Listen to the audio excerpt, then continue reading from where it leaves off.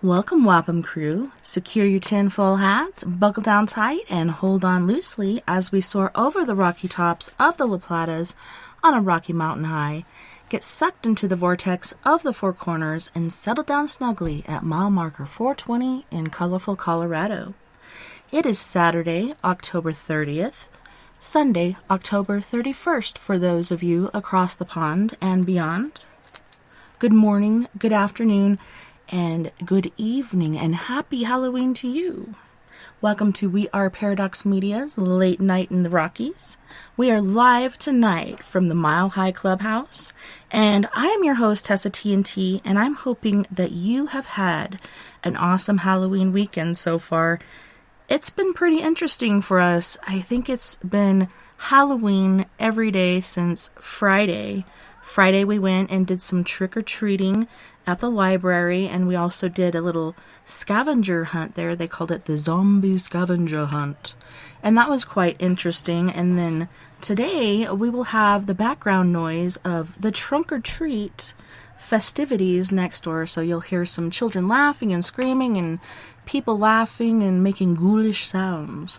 So be prepared. There shall also be a hellhound here or there, sparsely, because Hercules, our main hellhound, got skunked, so he shall be outside for this evening. So if you're listening live right now, you're listening to us on KPNL Radio, which you can find at kpnl-db.com. You can also find us live on Spreaker under We Are Paradox Media. If you'd like to listen to us on your free time, you can listen to this episode as well as past episodes on Spreaker, Spotify, Apple Podcasts, Google Podcasts, iTunes, iHeartRadio, CastBox, Tumblr, SoundCloud, TuneIn Radio, Deezer, Podcast Addict, and Podcast Chaser. Make sure you go and follow and like us and tickle that little bell so anytime we have a show posted, you can find it on YouTube. And also make sure you go and like and follow us on Facebook as well as Twitter and StreamYard. We're going to be putting that to the test tomorrow night. And I'm just kind of wondering, how does that work with having our sound on Skype here in the Spreaker studio and then StreamYard? I'm not sure if that will all cohesively go together or what exactly will happen with that. So tonight, I decided instead of doing the Paranormal Forum this evening and then doing the Paranormal Free-for-All tomorrow night and a Halloween costume party, which we're hoping to have live on video. I don't remember if it's going to be on Facebook or Twitter, but I will update you on our page as far as that goes. But it's going to be an awesome time, so we're going to have Paradox Paranormal Forum over there on StreamYard as well as here on the other outlets that I previously have named. So this evening, as I had mentioned, is going to be story time with me, TessaTNT, and the book we'll be reading from is 50 Strange Stories of the Supernatural, True Accounts of Weird and Otherworldly Happenings, and this is edited by Mr. John Canning. And included in this volume are true accounts of weird and otherworldly incidents by Michael Blee, Douglas Collier, Patrick Dugan, Edward Ewart, Ian Fellows Gordon, Michael and Molly Hardwick, Dottie Hay, Charles Eric Maine, Ronald Seth, Claire Smith, Rosemary Timperley, James Wentworth Day, and Lawrence Wilson. So upon the inside of the cover, it says, "Open these pages if you dare, and you will find true accounts of weird happenings and other menacing messages from the other world. Drawing on sources from the Middle Ages to present times and covering subjects from folk myths and hauntings to supernatural powers actually observed under controlled conditions. This excellent collection will fascinate everyone interested in ghosts, the occult, and the supernatural. Fact or fiction? Those who have the power to know for sure will never reveal the answer. Ranging over the widest possible field of the paranormal, these compulsively readable accounts of odd and otherworldly happenings have either been recorded or independently corroborated. There are many who would swear to their truth. You'll find the story of the haunted U-boat that had to be exorcised, the tale of an admiral who appeared at a party at his home in Eaton Square the very moment of his drowning in the Mediterranean. The history of the colonel who played billiards with a ghost. Learn how it felt when letters from a Tibetan sage materialized and dropped out of the air around an editor in central India. How an Egyptian fakir was buried alive when stabbed through the throat, and how a wounded British soldier in Burma was guided to safety by mysterious footprints appearing in a swamp. Also lurking in this many-faceted collection are the strange enigma of the bleeding stigmata, the astonishing voices of Rosemary Brown, and the faithful divination of a North Berwick witch. Juju, voodoo, psychic healing, psychic surgery, curses, divining, clairvoyance, and dreams all receive their due attention. In this feast of the supernatural, there is plenty of food for thought, and many readers may find startling evidence that there is more to life than just the rational. Hey there, Mooney. Welcome. All right, so we will be continuing on where we left off with the juju and voodoo, and this story was called Of Zombies and Spells. Give me a moment so I can wet the whistle.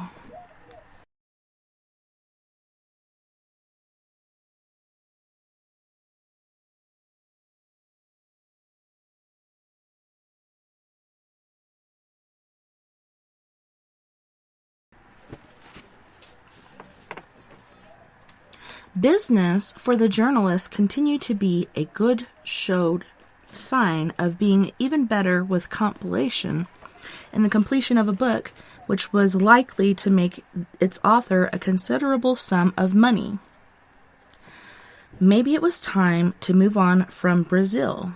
Greece seemed as though it might be a good place to try. Money from the book would help with the cost of removal, and furthermore, there was word of a legacy which was due to materialize. It could be just the right moment to try pastures new. As for the maid, loyal service had to be rewarded, so he proposed paying her a year's salary, which should have gone quite a way to buying herself a small house and providing her with some security. Unfortunately, she didn't seem at all pleased at the prospect of his departure. St. Clair, however, considered he had done more than was strictly necessary to make sure she was adequately provided for. After all, she was only his maidservant, not his mistress.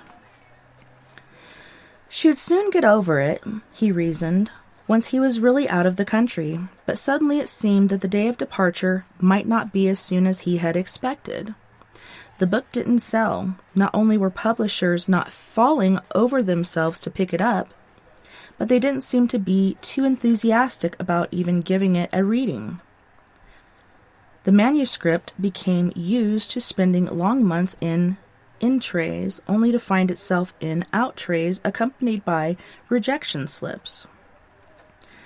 To make matters worse, the inheritance ran into legal snags, and funds really began to look dangerously low, so that instead of being in position to bow gracefully out of Rio St. Clair, was actually facing eviction for failing to pay the rent of his flat. Financially, he was certainly having a run of bad luck, but the troubles weren't confined to his bank balance.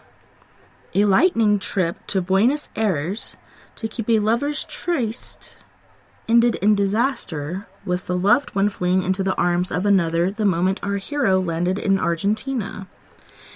And to make matters worse, the loan which he had relied upon getting to finance his whirlwind trip was very firmly not forthcoming. There was nothing for it but to return to Brazil, sadder and poorer than ever. Then he caught malaria. Shortly after these events, he met a spiritist friend in the street. With misfortunes of this magnitude lying on his shoulders, it would presumably not have required any great powers of divination to see all that was not well with the struggling author. This friend did indeed see just that, but she saw more too, and offered a diagnosis of the problem. Someone was putting the evil eye on him.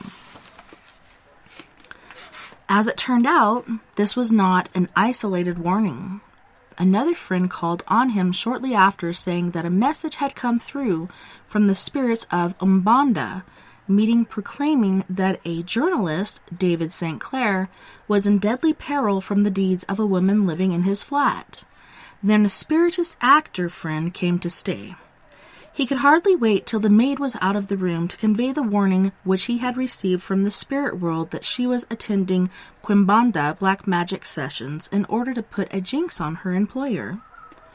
As unlikely as this seemed to St. Clair, 3 independent warnings were a lot to ignore completely, so he resolved to tackle his maid on the subject by indirect means. He asked her to take him to an Umbanda meeting the following Saturday, to ask the spirits the source of his misfortune. Reluctantly, she eventually agreed to do so, and late that Saturday night found him in the company of his maidservant and 2 of her relations, standing on the cold beaten earth floor of a large hut on the outer suburbs of Rio. Eventually, at midnight, the ritual began. This was the orthodox Umbanda. 13 female acolytes entered the hut, dressed in gowns of pale blue and white, and danced in the bare central space to a beating of the drums. The priestess then made her appearance also in a white ensemble, but one which far outshone those of her attendants, and proceeded to call for the blessings of God and the saints, both Catholic and Voodoo, on the night's proceedings. Then followed routine possessions, but instead of going on to answer the questions of the members of the congregation, the priestess concluded the ceremony, then she left. This was indeed the end of the Umbanda service, but it was far from being the end of the evening's ritual.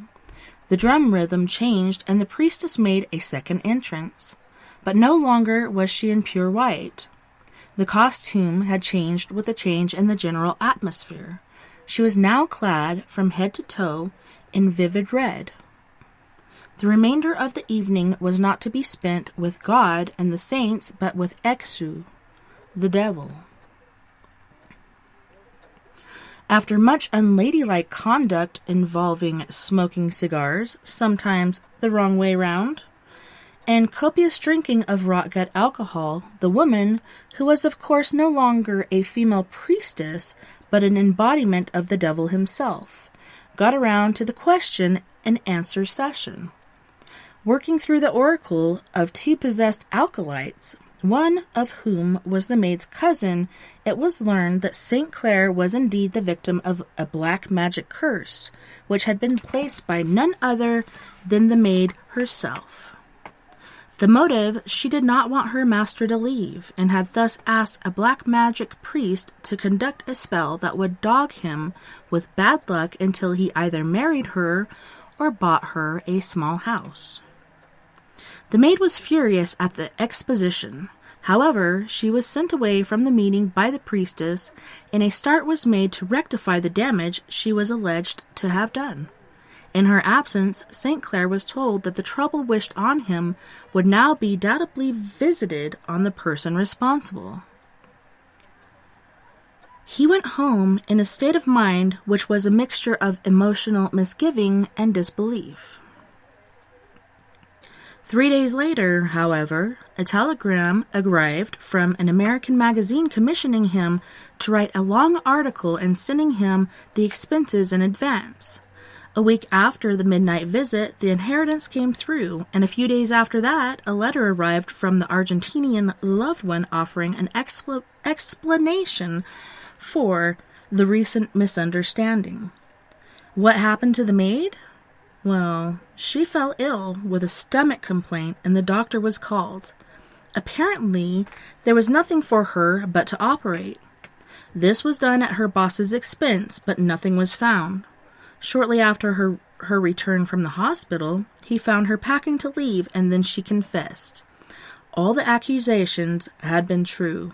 She had indeed sought the aid of black magic to prevent him from leaving without either marrying her or buying her a house. The Quimbanda priests had told her to steal articles of her master's clothing. She chose socks and put a special pepper in his food. The treatment was obviously effective, but so had been that meted out by the rival Umbanda representative on her employer's behalf. She was now far more cursed than her master and would remain so until she left his house forever.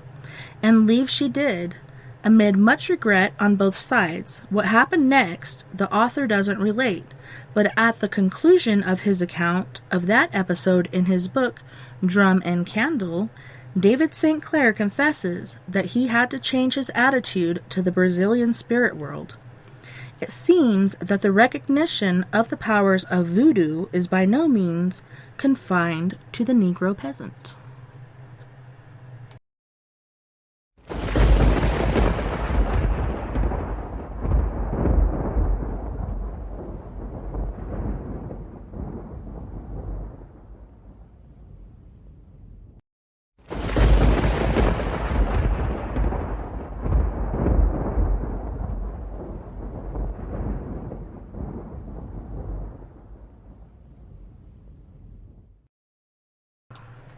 I really get uncomfortable sometimes.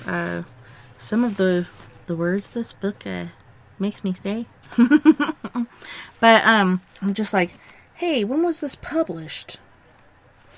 And I can't quite find it. I know it's by Bonanza Books, but what is the date on this? Let me look on the page, which is supposed to say as much. Oh, here we go. 1988.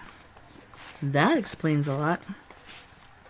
Alright, so we've gotten to a new chapter in our little book here.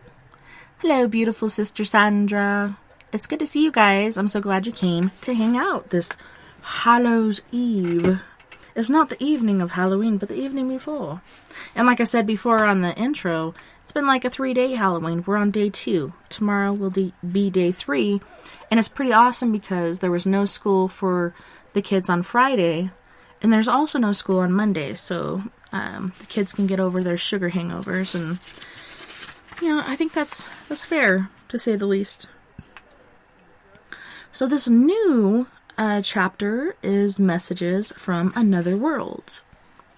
And the next chapter is the voices, or the story within this chapter, is the voices of Rosemary Brown. What would the world had heard if Mozart or Schubert had not died so young? What would Beethoven's next symphony have sounded like? This form of idle speculation is often indulged in by musicians. Is it actually so idle? If the experience of a South London widow can be believed, we may yet hear Beethoven's 10th, though the first ears it will fall on will not be those of critics in a concert hall or of professors in a conservatoire, but those belonging to neighbors in a very ordinary suburban street. For the past 10 years or so, Miss Rosemary Brown of Balham has been writing music. Not her music, but music which she affirms is dictated to her by a group of composers, ranging from Monteverdi to Stravinsky. In her book, Unfinished Symphonies, and there's a little asterisk beside it, Unfinished Symphonies, Voices from Beyond by Rosemary Brown, published by Souvenir Press. Price £1.75, I believe that is. Or is that lire? So her book, Unfinished Symphonies, she tells how, when she was 7 years old, she was visited by the ghostly shape of a very old man in a cassock, who told her that he had been a pianist and a composer when he was alive, and promised one day to return and give her music. Over the years, she had many more meetings with this visitor, whom she later recognized as Liszt. But it was not until 1964 that the business of transmitting music actually began. I think those kids are having way too much fun next door.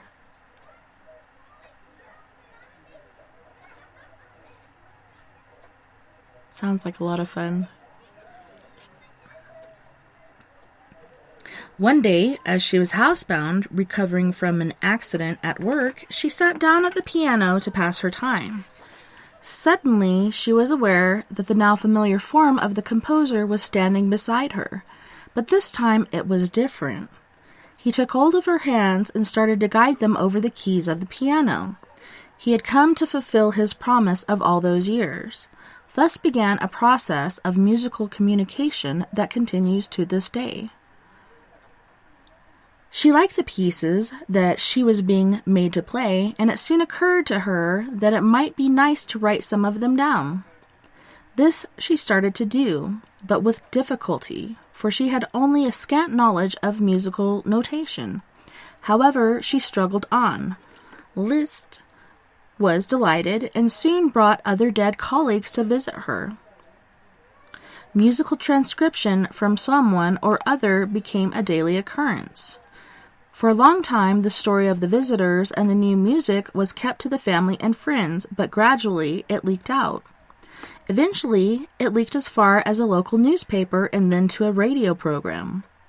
Now the public had a chance to hear what had been going on, and they liked it. In fact, they liked it enough for the street to become a thoroughfare for journalists from the world's leading newspapers. But this wasn't all. There followed an offer to publish her autobiography, the issuing of a gramophone record or some of the compositions, and television interviews and concerts both at home and in America. Today, a considerable number of deceased musicians are regular visitors to the Brown household, but Liszt has always remained the chief of the group. He has produced by far the greatest quantity of music through her and enjoys the attention it is getting. He certainly seems ready enough to help things along in that direction, even when public demonstration of the communication process is required. One of these public occasions occurred when the producer of a forthcoming radio program asked Rosemary Brown if she could produce anything from her composers there and then. Liszt delivered the goods. First, he dictated a few bars of the left-hand part of a piece of 3 seconds time, which she wrote down, then came to the right-hand part in a completely different time signature of 5/4. With her limited technique, she could not at first play it on her piano, but the producer, who was a talented pianist, could, and was impressed with what he heard. He was not alone in this, for when the piece in question, Gribellet, was shown to the composer Humphrey Searle, who is one of the world's leading authorities in Liszt, he was very interested. "It is the sort of piece which Liszt could well have written," he said, particularly during the last 15 years of his life when he was experimenting in new directions. He felt that the complex rhythm was particularly remarkable, for while it is not really strange in our day, it would have been very unusual in the 19th century when Liszt was still alive. He was also impressed with the Lisztian quality of the design of the form of the piece and found the harmonic style and the language of the score markings consistent with the composers as well. Furthermore, he drew attention to the resemblance between one bar of it to a bar in the cadenza of the famous third Lebesdrom. At this point, the notes in the two pieces are identical, though they are written in a different pitch. Other scholars have been impressed with this piece too, and Professor Ian Parrott of the University College of Wales at Aberystwyth thought that it did indeed sound like the Liszt was going to write next. Liszt was also produced non-musical demonstrations to help his 20th century friend get her point across to potentially skeptical interviewers. When she was being interviewed by a German magazine, for instance, the Hungarian photographer asked Liszt, whom Rosemary Brown had said was present, a question in German which produced the reply, "Fa," from the composer. Liszt then disappeared, but shortly returned with a female companion. When Rosemary described this woman in detail, the photographer nodded approval. He explained that he had asked the composer if he would fetch his mother, who had recently died. Rosemary Brown had just described her perfectly. Liszt had had a hand in other things too. On one occasion, he helped find the Best Buy and bananas in the supermarket. On another, he provided assistance with the youngest Brown's homework. And twice, he has helped the family to win modest sums on the football pools. Chopin, who after Liszt is the next most frequent visitor to the South London living room, has also been known to concern himself with domestic matters. The most notable of these events was his timely intervention, which saved the house from flooding. Mrs. Brown's daughter had begun to run a bath one day when her mother was deep in conversation with the composer. Suddenly he stopped short and cried, "Le bain va être ingloté." It took a few moments for the full meaning of the message to sink in, as French is not a common language in the house. But eventually his earthly partner realized that all the fuss was about and ran upstairs just in time to avert a very messy accident. Most of his contact, though, even if it is less spectacular from Brown's daily life, is likely to be more interesting to the world at large. He has dictated a considerable amount of music, mostly for the piano, of course, including a Fantasia Impromptu, which has impressed Leonard Bernstein, among others. Chopin prefers to work with his translator sitting at the piano, so that the music can be played as it evolves. Mrs. Brown likes this method too, even though the difficulty of much of the writing stretches her limited piano technique to its limits. She also gets on well with Schubert, who, like all the composers, was first introduced by Liszt. On that occasion, he was wearing spectacles, as in most of his portraits, possibly as an aid to recognition, she supposes. But once he became a regular visitor, he left them off. So far, his musical donations include several songs, mostly with German words, and portions of string quartets and orchestral works, though none of these is finished. However, a lengthy C major piano sonata, which runs to about 40 pages of manuscript, has been completed, and work is progressing on an opera which has life after death as its main theme. What of the quality of the Schubert music? Well, it has impressed many Schubert experts, including the pianist Louis Kintner, who thinks that this composer would be one of the hardest to forge. Will he finish the unfinished symphony? Apparently, it is completed, and Rosemary Brown had heard it by telepathy. She was very impressed with it, particularly the first subject of the last movement. Unfortunately, though, she did not write it down when she heard it, and it is now forgotten. The world must wait for it to come through again. And why didn't he finish it in the first place?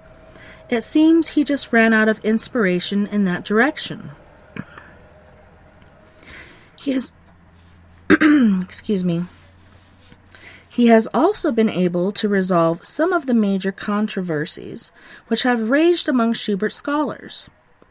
One of these concerns the famous grand duo for the piano, which many have insisted is really a piano reduction of a lost orchestral work.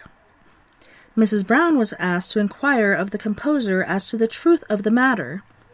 He replied that it was not a reduced orchestral score, but a true piano composition. And was it true, she asked, that there were many of his compositions still to be found, like the Lost Symphony he has supposed to have written at Gastine? There were many more pieces, he said, especially in Vienna. Then there was the incident when he helped Rosemary Brown to win special attention in a score reading class which she was attending. The work being studied was Schubert's Ninth Symphony, and students were asked a question concerning the structure at a certain point. Schubert, being at Rosemary's side, pointed the answer out to her, and she was the only one to get it right.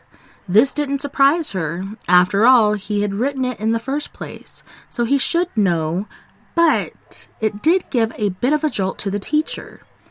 The question was not at all easy, and she was by no means one of the brightest students in the class. Other composers have solved musical puzzles too. Debussy, for instance, was able to clear up doubts for a recitalist over the interpretation of one of his pieces. The British composer, pianist Richard Rodney Bennett, commented to Rosemary Brown one day that he was having trouble with Debussy's piece, which he was due to play shortly at a recital, though he did not specify the piece. She relayed his difficulties to the composer and received back instructions to vary the tempo and the use of the pedal in a way that can only apply to the composition in question. Debussy's image seems to be changing. He is now clean-shaven and is fond of wearing sheepskin jackets and straw hats. He is still concerned with music, of course, and has dictated several piano pieces, the beginning of a septet for wind and strings, and is working on some songs with new words by Lamartine.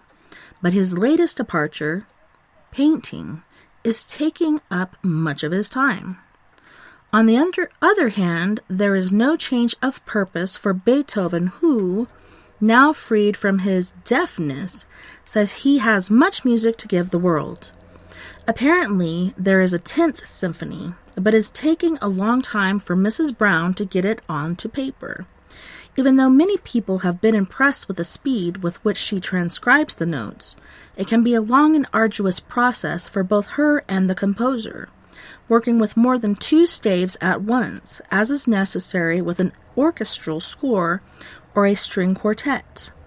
Quartets have been transcribed by Brahms, though, and one of them has been performed and broadcast. This composer has shown himself to be particularly adept at psychic communication, and has handed on many pieces. Most of them for the piano, as one might expect. Rosemary Brown finds Brahms particularly difficult to play, mainly because of his liking for making the hand stretch a 10th, 2 more notes than an octave. She has small hands herself. Some of the spirit visitors are doing their best to improve her skill at the keyboard. Liszt is particularly good with interpretation, but it is Rachmaninoff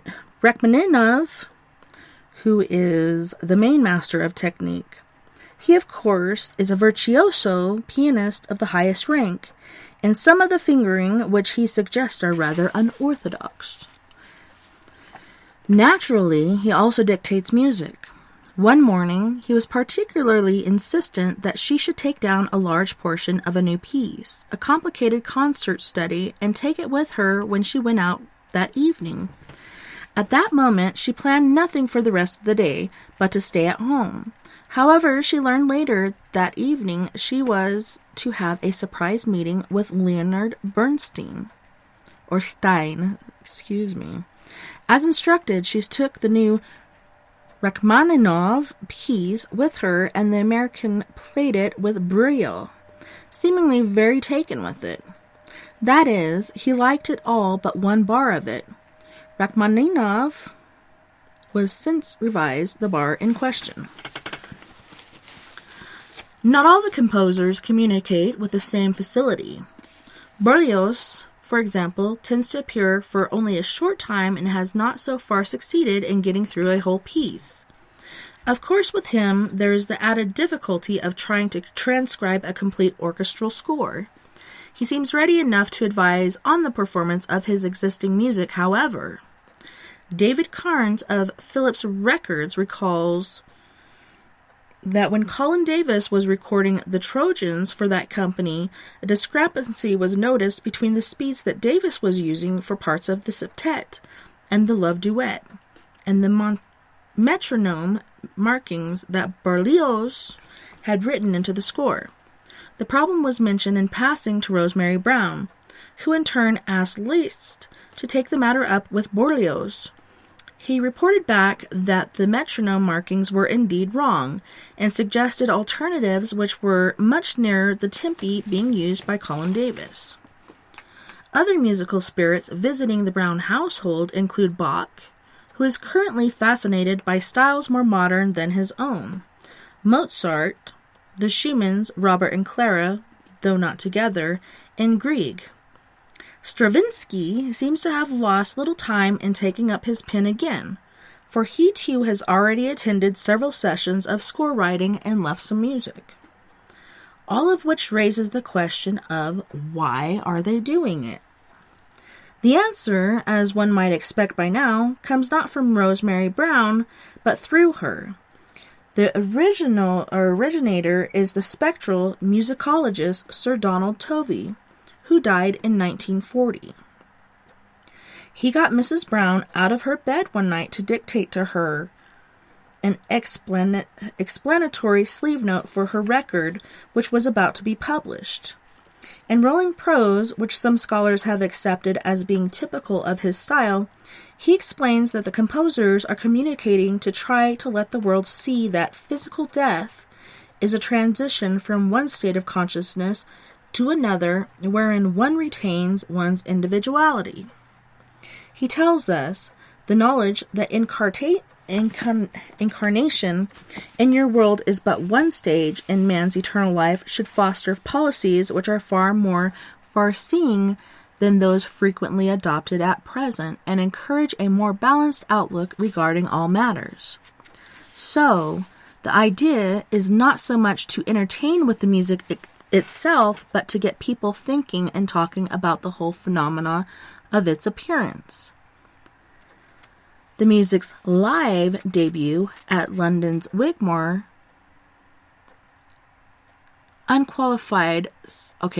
London's Wigmore Hall certainly got people talking, but it could not be counted an unqualified success, at least from the point of view of the notices it received. The program had been arranged at short notice, and as Mrs. Brown herself was to be the pianist, her self-confessed lack of technique meant that many of the more complex and interesting pieces had to be left out. Critics, especially London critics, are however not ones to make allowances. They pounced. The Financial Times found the pieces pointless, worthless, and trivial, and went on to declare that most of them are laughably bad. None of them is good enough to merit the title of pastiche. The Daily Telegraph thundered, not one work could have been written by the composer when alive. The superficial aspects of style, the mannerisms were sometimes present, but what was missing in all cases was the hard creative thought that makes cogent syntax from vocabulary and that indicates the presence of a master. The Times wasn't any more convinced and maintained any sensitive, competent student of music can improvise pastiche. These pieces could be taken to suggest a limited and rather naive gift of that sort, while the Sunday Times was kinder but still not convinced. Her degree of musical sensitivity is unquestionable, but I personally doubt the supernatural flow of musical pastiche. But, say her followers, isn't it always like that with music critics? Most of these composers didn't have a particularly good relationship with them in their lifetime anyway. So what does this present outburst prove? Certainly, response from other musicians has inclined to be far more favorable. In a television program in 1969, Richard Rodney Bennett said, "The music so far is fairly slight. It is all typically early music of each composer with no stunning intellectual constructions, but it seems to have the right definable quality by which one recognizes each composer. As music, it is not terribly interesting, but the way we have come by it is fascinating." Later, he went further saying, "We can all imitate Debussy, by the piano, but to create a piece of music that is coherent as a piece and which seems to go straight to the heart of the composer's style is much more complicated. You couldn't fake music like this without years of training. I couldn't have faked some of Beethoven myself. Even if some of the pieces are bad, that doesn't mean anything. I produce lots of lousy music pieces. Professor Ian Parrott is prepared to vouch for the genuineness of the pieces, too. As to the possibility of their being faked, he says, in 20 years as professor of music, I have met only one student who might have been able to achieve some small part of it, and then I am sure he would not have wanted to do it. Likewise, the Gramophone magazine, in reviewing the record, declared, Mrs. Brown appears to be no hoaxer, but even if she were, it would take infinitely greater insight than she possesses into other composers' harmonic idiom, keyboard style, and so on to create her music as and by pastiche. Could she have faked it? A music teacher who gave her a thorough series of musical ear tests and examined her capability for playing music at sight found that she didn't appear to have as much basic music ability as one would expect to find in the average music student. Certainly, students of composition would normally score far higher.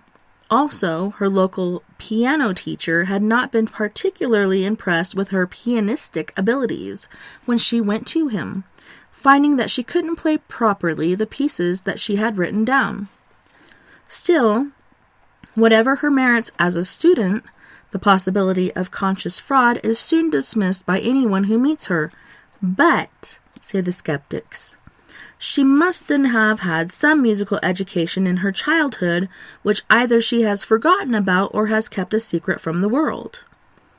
At one stage, she went to Holland to the University of Utrecht to be examined by the Institute of Parapsychology.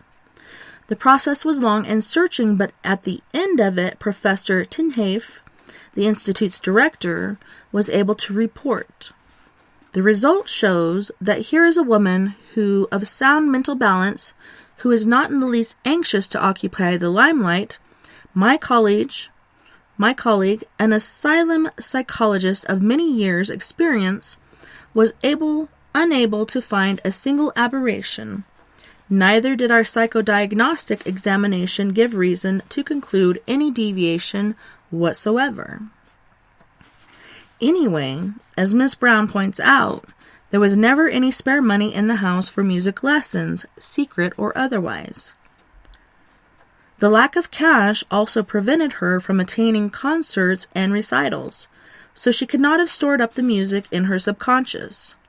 Moreover, there wasn't even a radio in the house when she was a girl, and when one did arrive, access to it was strictly rationed to conserve the life of the batteries. Her parents were not ones to tune into classical concerts either. Variety shows and news broadcasts were more the order of the day. But even she herself never particularly liked the music of some of the composers she works with, Bach being a case in point. Well then, the argument runs, she must be picking up the thoughts of some nearby musician by a process of telepathy. But are we not now beginning to reach a level of explanation, which is about as far beyond the normal 20th century mind as that offered by Mrs. Brown herself? Does the answer lie in the music itself? Wherever it comes from, many people have found it very interesting. As Humphrey Cyril has said of the Liszt piece, Gribelli, we must be grateful to Mrs. Brown for making it available to us. However, the arguments may range back and forth. To many people, the voices of Rosemary Brown are a fact, and one, moreover, which was successfully resisted the challenges of the cynics. For those who wish to see her music, the Rosemary Brown piano album is published by Novello.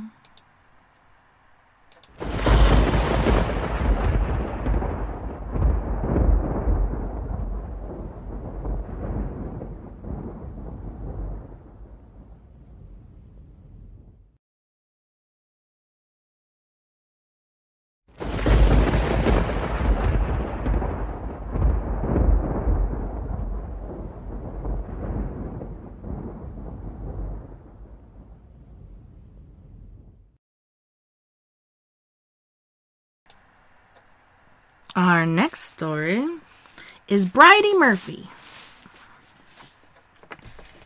It had been an ordinary enough day in Pueblo, Colorado.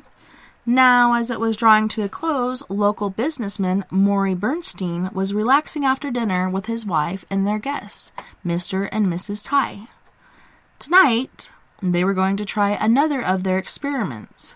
Bernstein was something of an amateur hypnotist and had found on several occasions that Virginia Ty was a very good subject for his powers.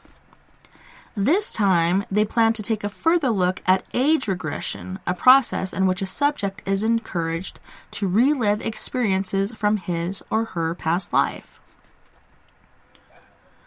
The woman was duly put into a deep hypnotic trance, and a start was made by getting her to recall her experiences at junior school. Next, Bernstein took his subject back to her kindergarten days, and then he told her that she was only 1 year old. Did she have any toys?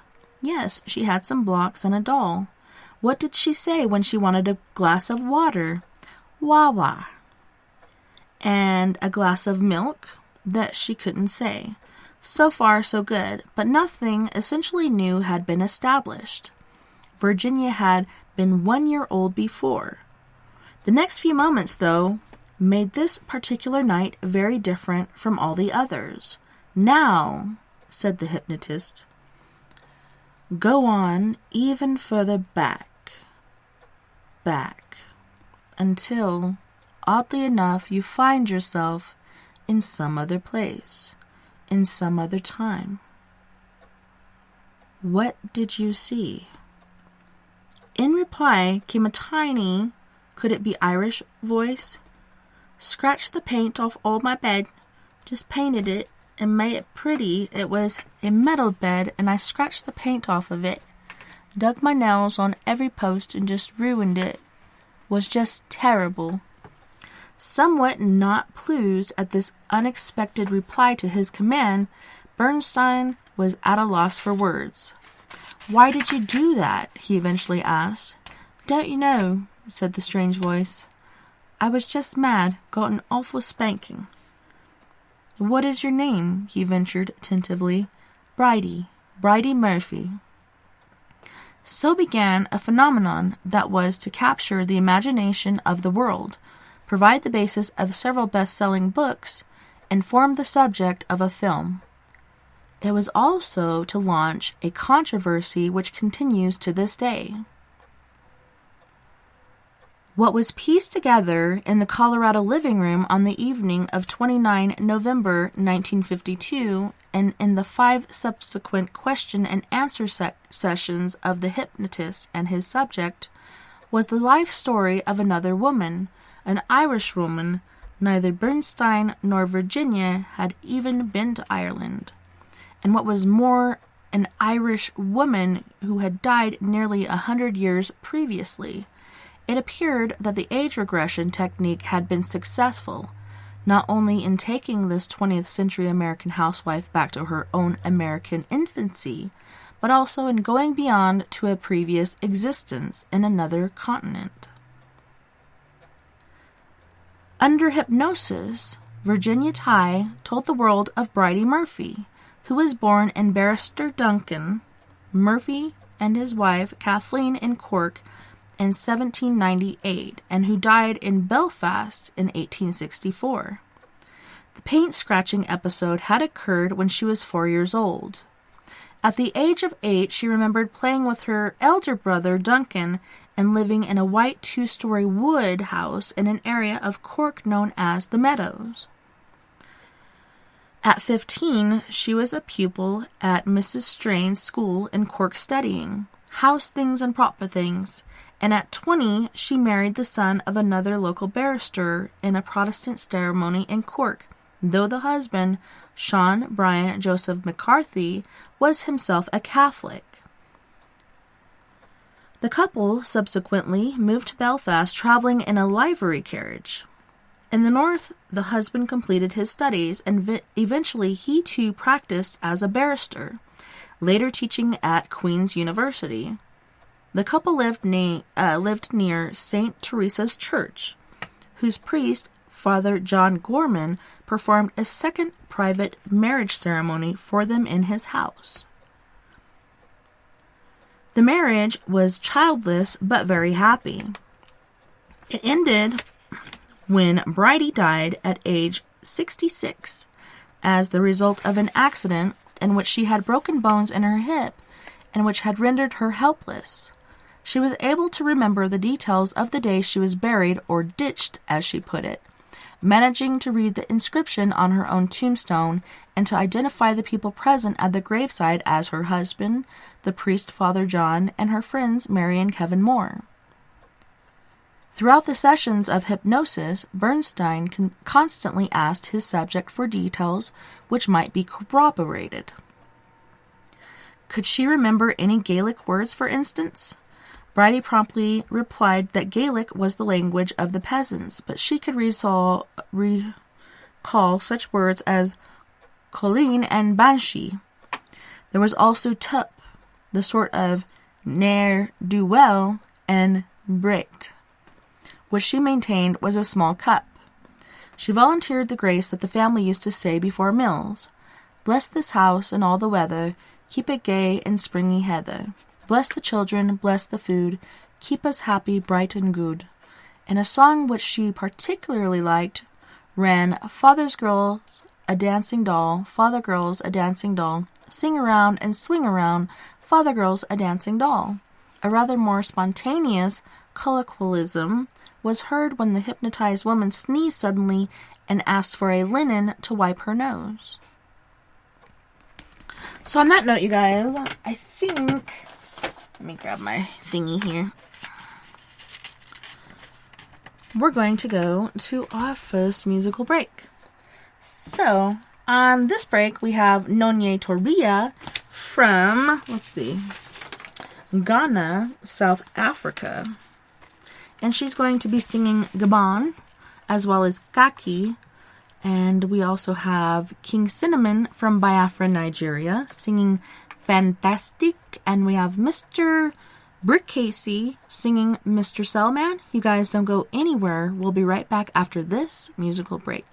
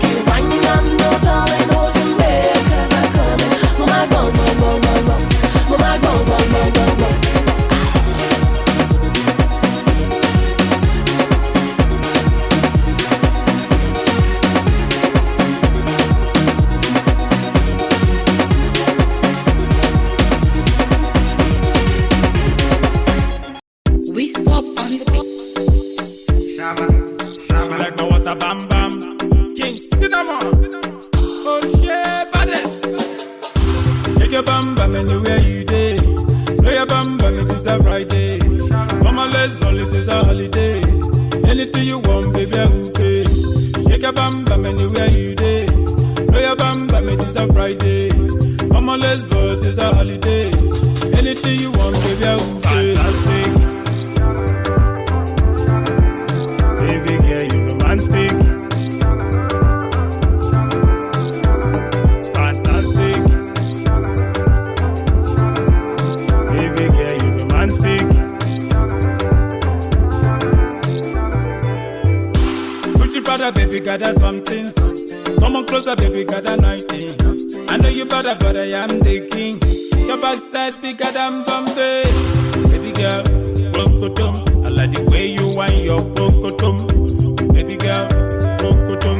I like the way you want your broncotum. Jamaica, Ghana, shout out to the ladies in Asia, Nigeria, South Africa. Say me love you. Please me, baby. Yeah. Turn up from you. Take your bam bam anywhere you day. Play your bam bam, it is a Friday. Come on, let's go, it is a holiday. Anything you want, baby, I will pay. Take your bam bam anywhere you day. Play your bam bam, it is a Friday. Come on, let's go, it is a holiday. Anything you want, baby, I will pay. Fantastic. Baby girl, you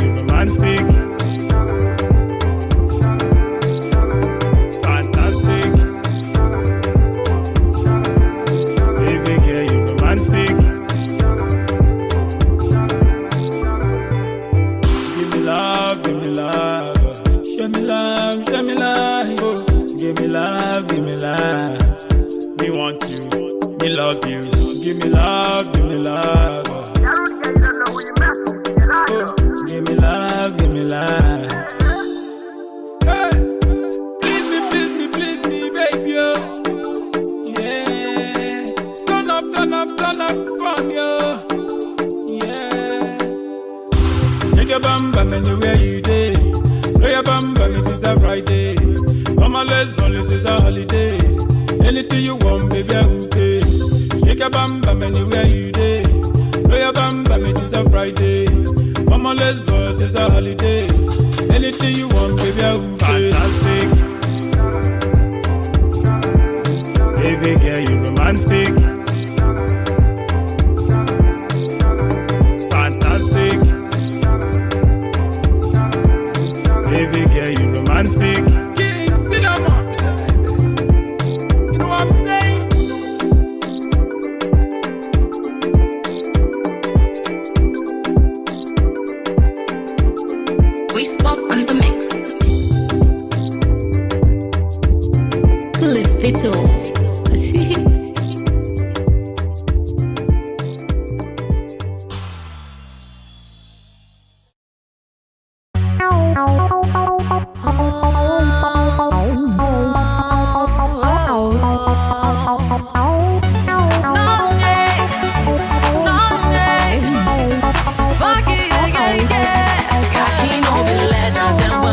Last forever. Cocky, no be leather, then we're meant to last forever.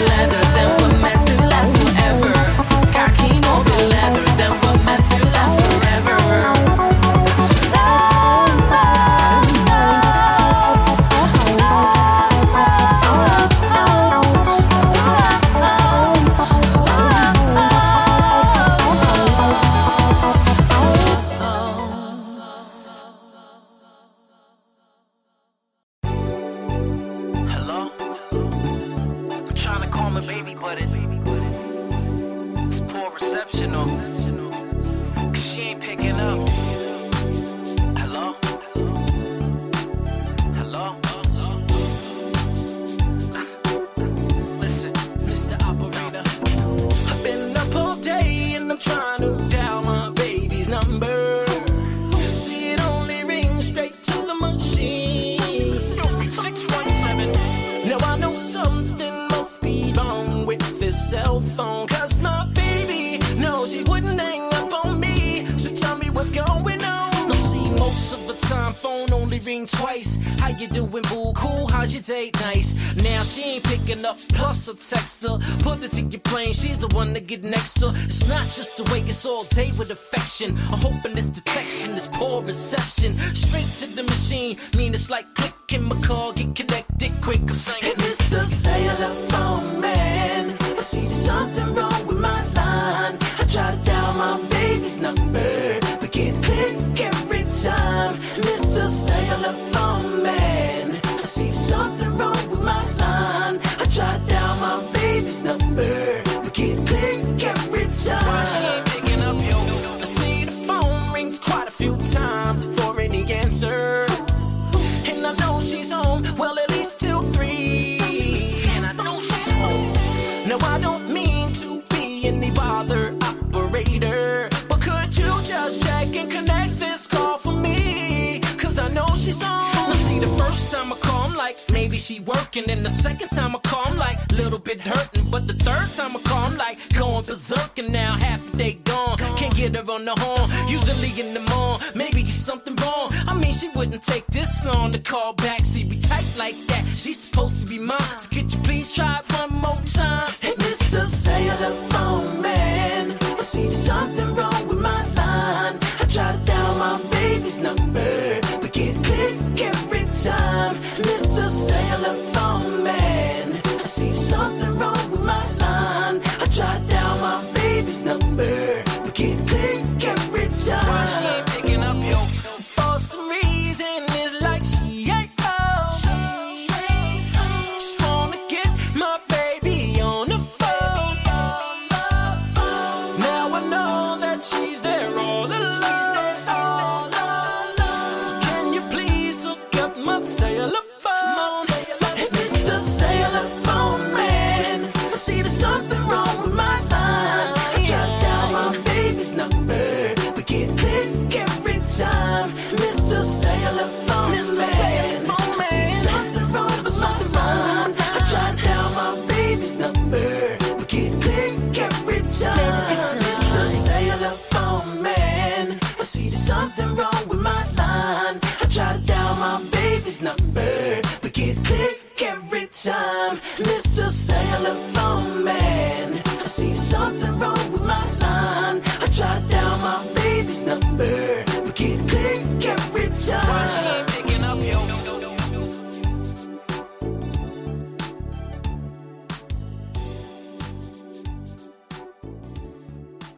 Why she ain't picking up, yo?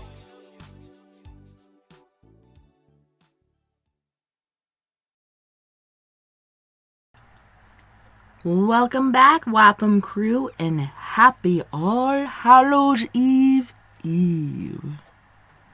So the neighbors over here at the LDS church have shut down the funness, and I just went out and heard from my kids that they didn't even get to partake in it. They had a bunch of candy, and I was just thinking, wow, where'd all that candy come from then?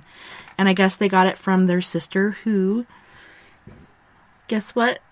She finally moved out. Now she's in her own place, just a house down. So there's our house, the house in between us, and then her house, which is where I took all of my Halloween decorations this year because I'm at the very end of the driveway.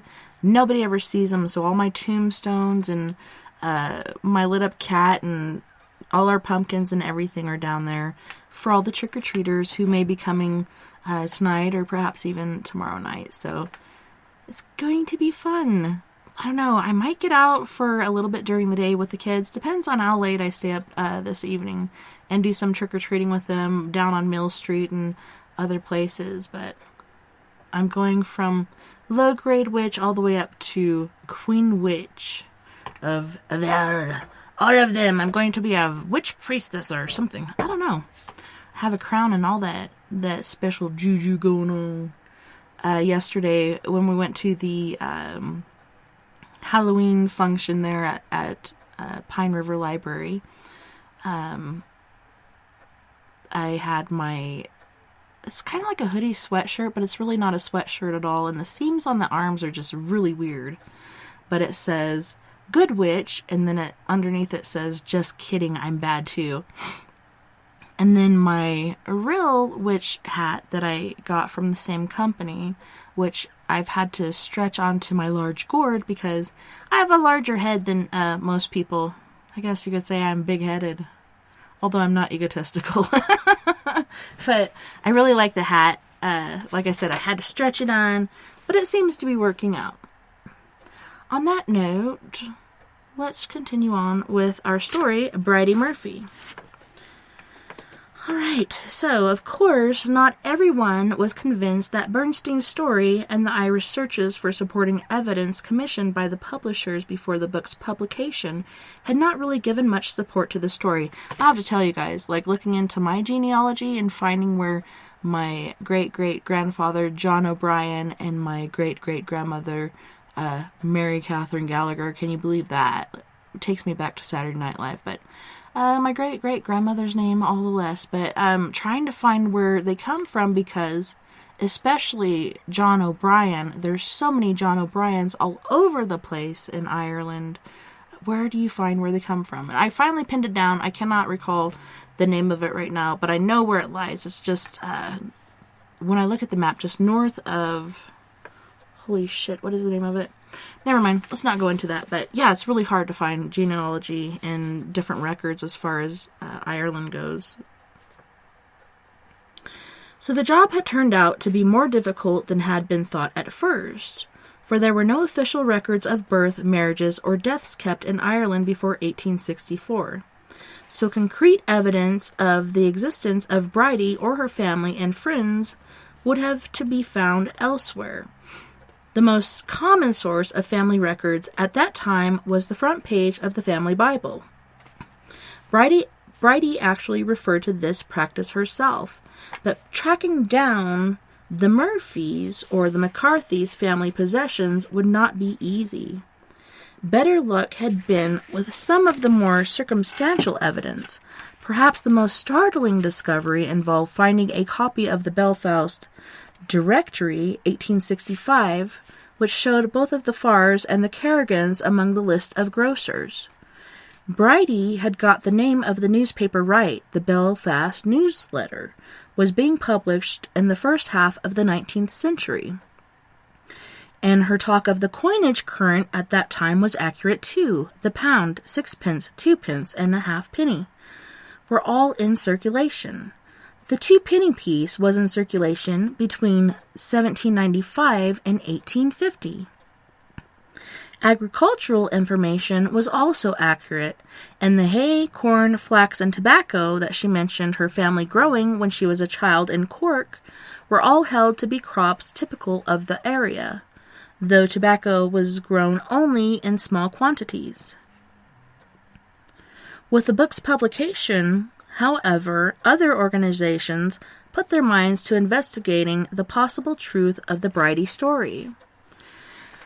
The American newspapers got into the act. The Denver Post sent William Baker to Ireland to see if he could do any better than the investigators hired by Bernstein's publishers, while the staff of such journals as Life and the Chicago American set to work digging in other channels. Not all these searchers after the truth were working for the same purpose. Some were out to substantiate any possibility of reincarnation, but it seemed that many more were determined to discredit the Bridie Murphy record altogether.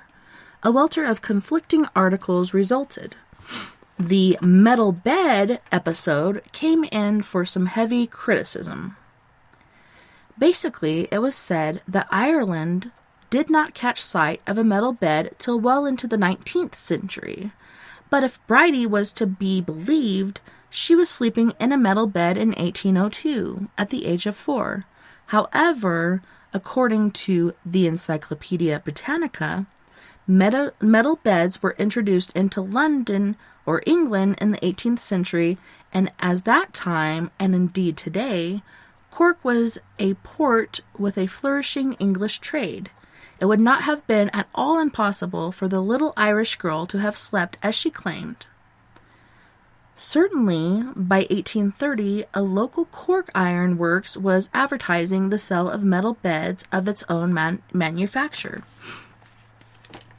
Now that the heat was on, people were listening and re-listening to the recordings of the original sessions in the hope of catching the pronunciation of the word metal.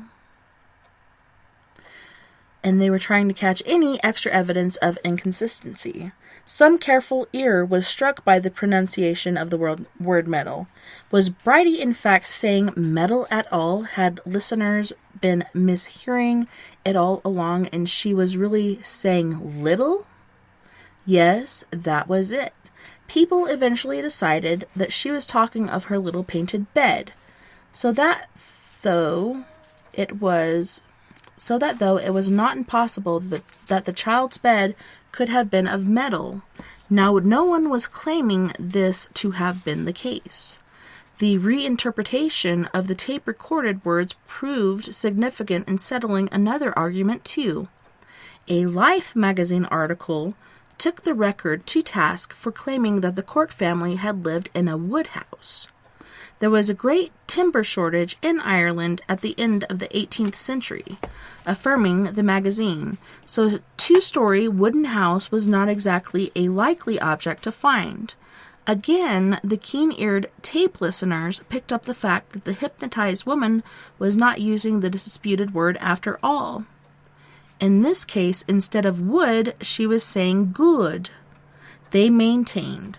And anyway, didn't people think that it's a good house is a much more likely thing for anyone to say than it's a wood house?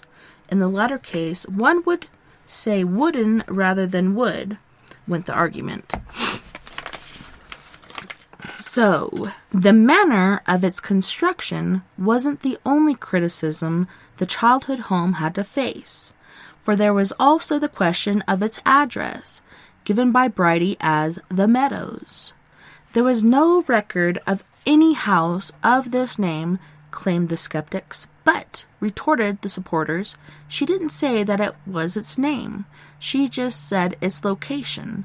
Indeed, during his searches in Ireland, Barker came across a map of Cork dated 1801, which shows clearly an area marked as Mardyke Meadows, outside the main town, where Bridie said it was, and which contains several houses.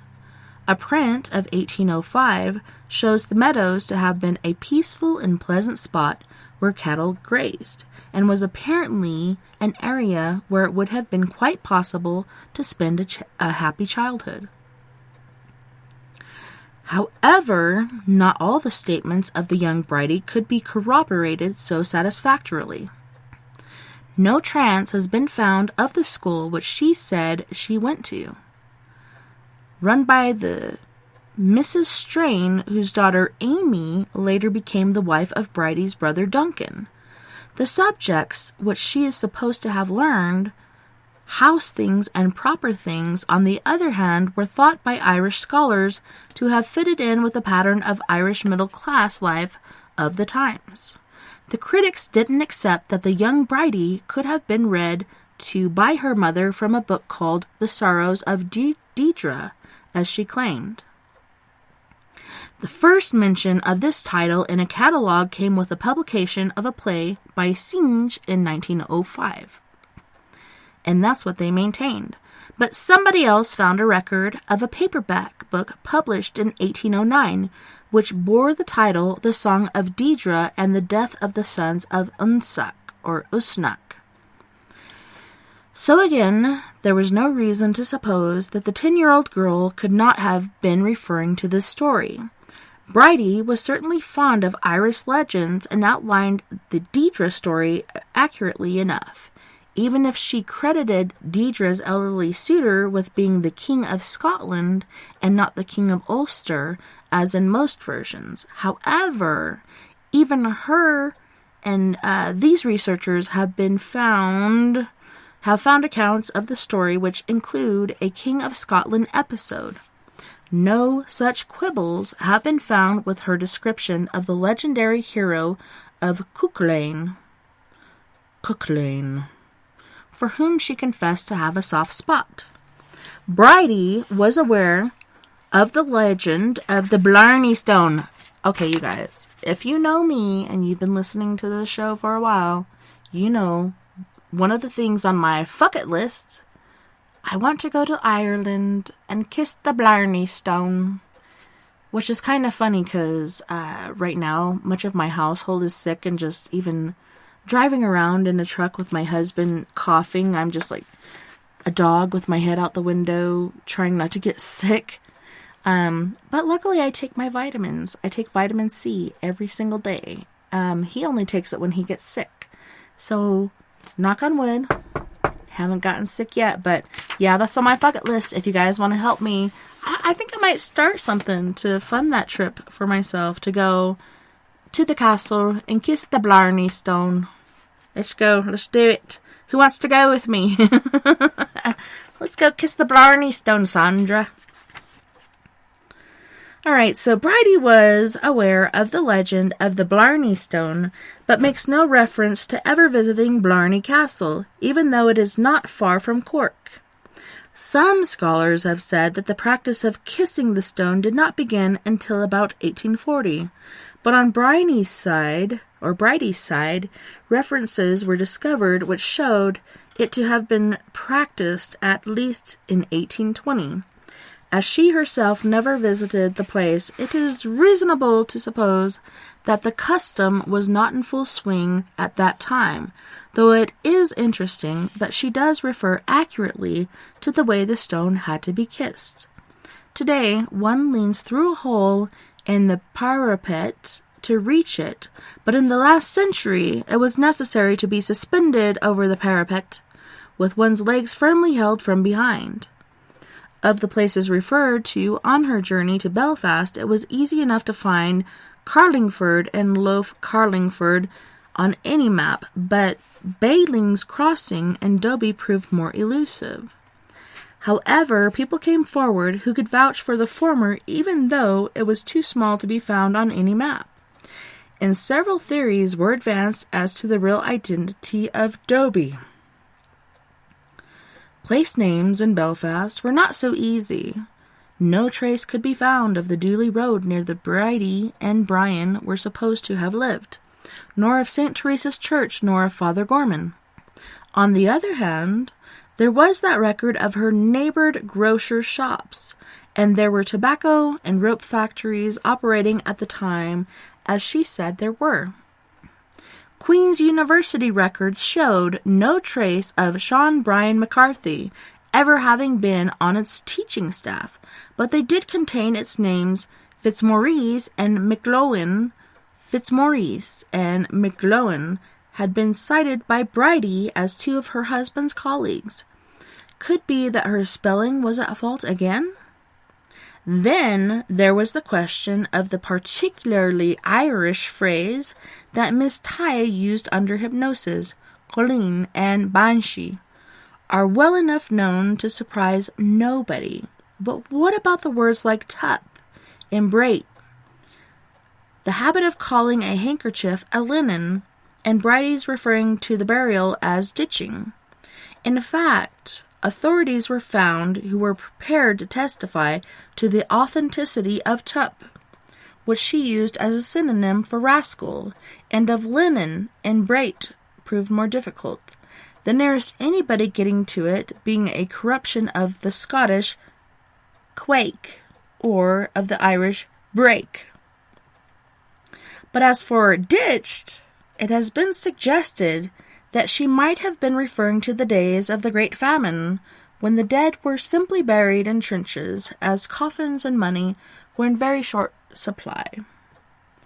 Great efforts were made to find inconsistencies in Bridie's story. For example, It was maintained that Queen's University did not exist at the time, but it was subsequently shown that the first students started attending in 1850. On the whole, the story seemed to stand up remarkably well in this regard. What could have been a much more crushing blow to the pro-Bridie camp was dealt by the newspaper, the Chicago American, which had turned its attention not to Bridie's Ireland, but the America of Virginia tie. The whole story was simply a dredging up of facts from Virginia's own past. The paper maintained, and she learned all her Irish lore not from a previous existence, but from the lips of a favorite Irish aunt. In defense, Virginia herself had spent most of her life in Chicago, had never been particularly interested in Ireland, and had had little to do with Virginia's family until she came to stay with them when her niece was about 18. The Chicago paper also stated that it had found a source of Bridie's Irish brogue and jig dancing ability. They had located an education teacher who, they said, had taught Virginia Irish monologues. The Denver Post, being kindly disposed to the deceased Irish woman, countered by reporting that when they found this elocution teacher, she hardly remembered the girl and had had no memory of her ever learning any Irish items. Other things were pointed out too. The American's reporters discovered that Virginia had spent her early days in Wisconsin in a white frame house like the one which Bridie described. But as Virginia observed, many Americans live in white frame houses. The attacking reporters also reported that less than 2 blocks from the house was a park or meadow, in which the young girls must have played many times. This received a similar answer, this time from Bridie's protector, William Barker of the Denver Post. In essence, he too pointed out that many Americans had parks near their houses, but added that Bridie records say nothing of playing in, but added that Bridie records that she lived outside the town. Then there was the question of Cadden's house, the shop which Bridie had said sold ladies' things, and which searchers in Belfast had managed to find no trace. Very near Virginia's home in Chicago, said the newspaper from that city, there was a store called Cadden's, which the girl must have passed every time she went to cinema. Virginia had no recollection of such an establishment, and added she was rarely allowed to go to the cinema anyway. Undoubtedly, however, the paper's biggest bombshell was its discovery of Mrs. Anthony Bridie Murphy Corkle, who lived across the street from young Virginia, and whose children and Virginia used to play together. Here was the original Bridie Murphy, the paper affirmed, and that was more. She was alive and living in Chicago. So what? Retorted the Bridie Murphy loyalists. What's in a name? Bridie or Bridie Murphy wasn't exactly an uncommon name. The Chicago directory for the period listed 7 Bridget Murphys, for example. And if the newspaper reporters had been able to find one name from Bridie Murphy's story linked to Virginia's past, there was no trace of any of the other names which had been mentioned in the trances. In any event, the Mrs. Corkle unearthed by the paper came from County Mayo, whereas all the dead Bridie's experiences were linked either with Cork or Belfast. Virginia could not actually remember ever meeting the woman, though she said she had known the children. Also, she could not recall ever having heard her first or maiden names. How likely is it, asked William Baker, that one knows the maiden name or the neighbor anyway? Might it be significant that Mrs. Corkle refused to be interviewed by the pro-Bridie Denver Post reporter? For many people, the Chicago newspapers' story was the end of the Bridie Murphy mystery. But does it explain everything? Even if Virginia Tighe's memory has given a 20th century name to a 19th century personality, does that explain how an American housewife knew the names of 2 grocery shops in the Belfast of a century ago, or how she knew so much of the habits and customs of bygone days in a country she had never seen? Perhaps it was all a coincidence. But what of another coincidence in the affair? The Chicago American's Bridie Murphy Corkle turned out to be none other than the mother of the editor of the Sunday Chicago American. Are you kidding me right now? Just what is the skeptic supposed to make of that? Holy shnikes.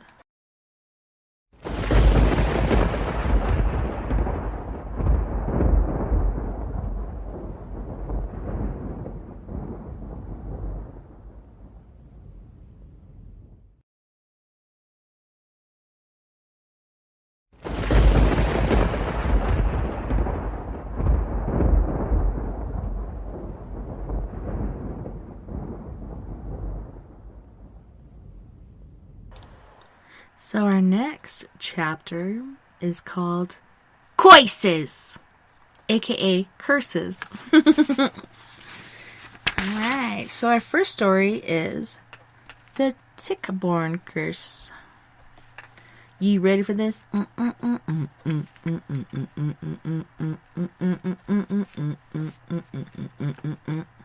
Tick-borne curse. Just kidding.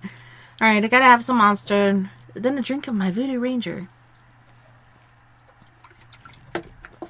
Oy vey.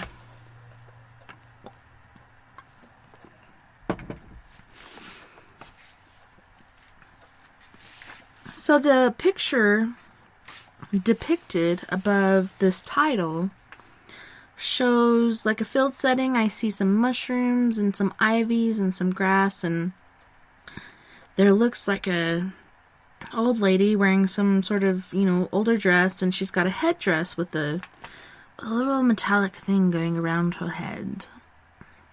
But this, as I say again, is the tick-borne curse.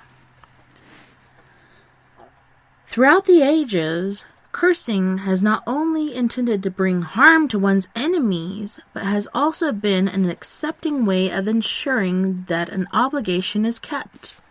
For some reason, cursing also falls into certain well-defined categories.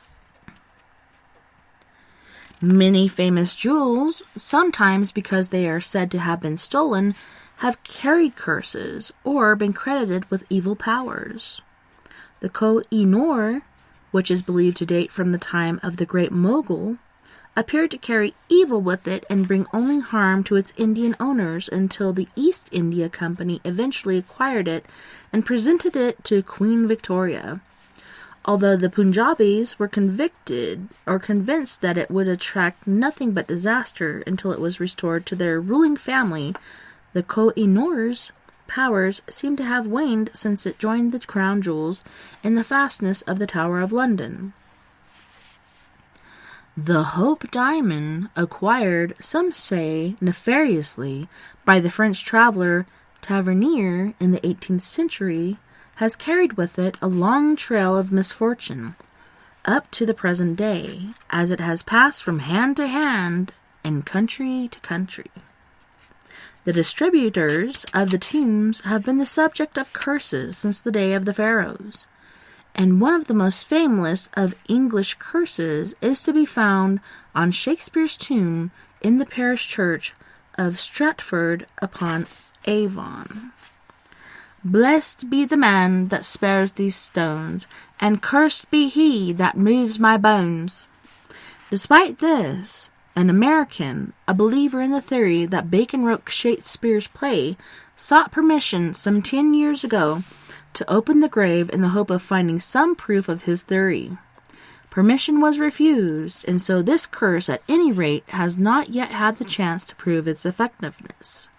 There is, however, generally accepted superstition that no good can come of disturbing a grave for any but the purest motives. Another curse is that placed on families, usually eminent landowners of ancient lineage, and threat being that the family would die out.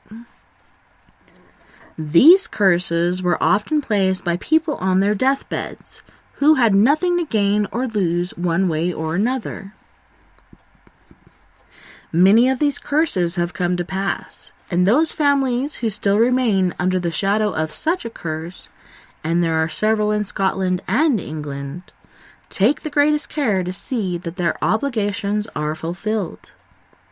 One of the most famous curses, and one of the most ancient in English history, is that of the Tichborne family. The curse of the type to ensure that an obligation was fulfilled was placed by Lady Mabel Tichborne in the 20th century. Actually, the 12th century. 12th, not 20, 12. The Tichbornes were a very ancient family who owned the manor of Tichborne. The Tichborne family was prosperous. Some of this wealth could be ascribed to the fact that Sir Roger arranged marriage in a girl of 12 being married to a man of 45, for Lady Mabel died, worn out with age and infirmity, to quote a 100-year-old account by a member of the Tichborne family before her husband. The medieval husband was very firmly the head of his household. The women were kept strictly in their place. They were rarely allowed, for example, to join the men at the communal meals in the great hall where the lord of the manor sat on dais.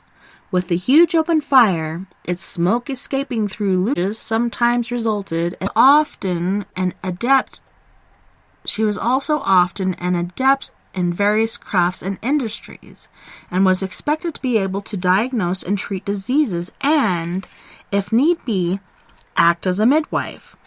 She might even be required, as some ladies of the time successfully did, to conduct a siege in the absence of her husband.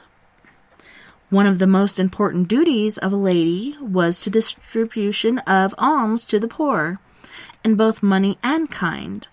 Every large household had a coffer for alms money, so that anyone in need who came in the door could be given help. Poverty in those days was no crime. It was even a virtue.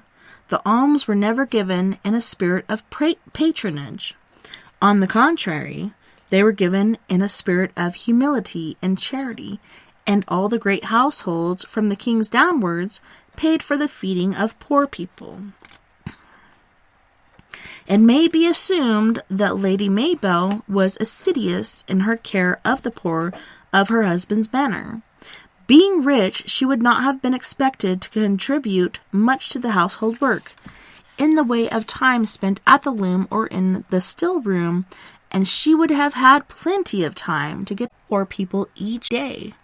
No doubt in assuming that he was pretty safe in so doing, Sir Roger immediately promised her that he would give to the poor to produce as much as his land as she could walk over. Another version of the story says that he snatched a brand from the fire and told her that this would apply to as much land as she could encircle while it still burned. However, Lady Mabel, despite the lady, curse upon the Tichborne. The annual distribution of the dole, she said, must continue in perpetuity.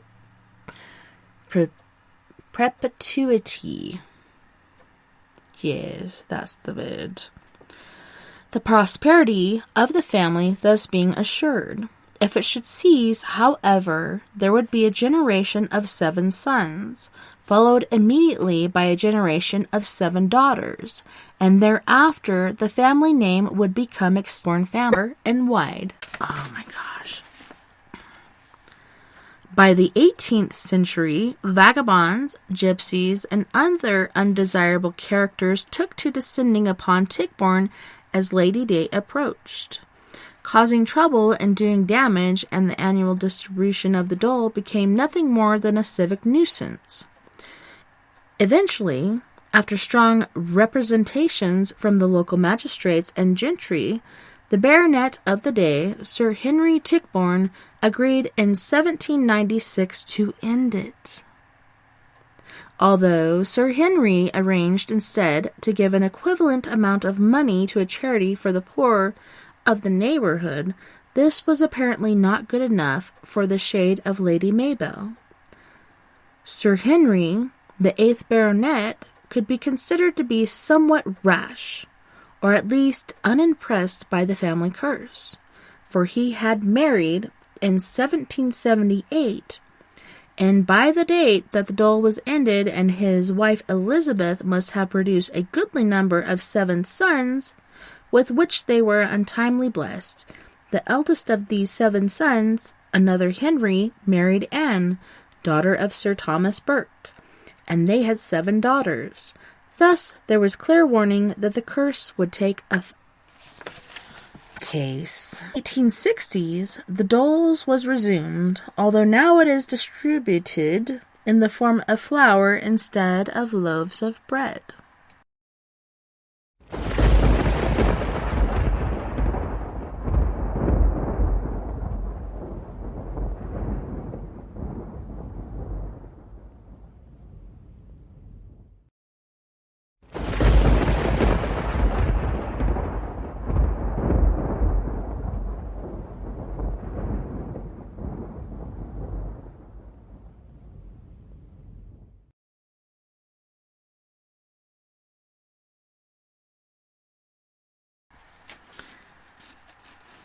The Glenluce Devil.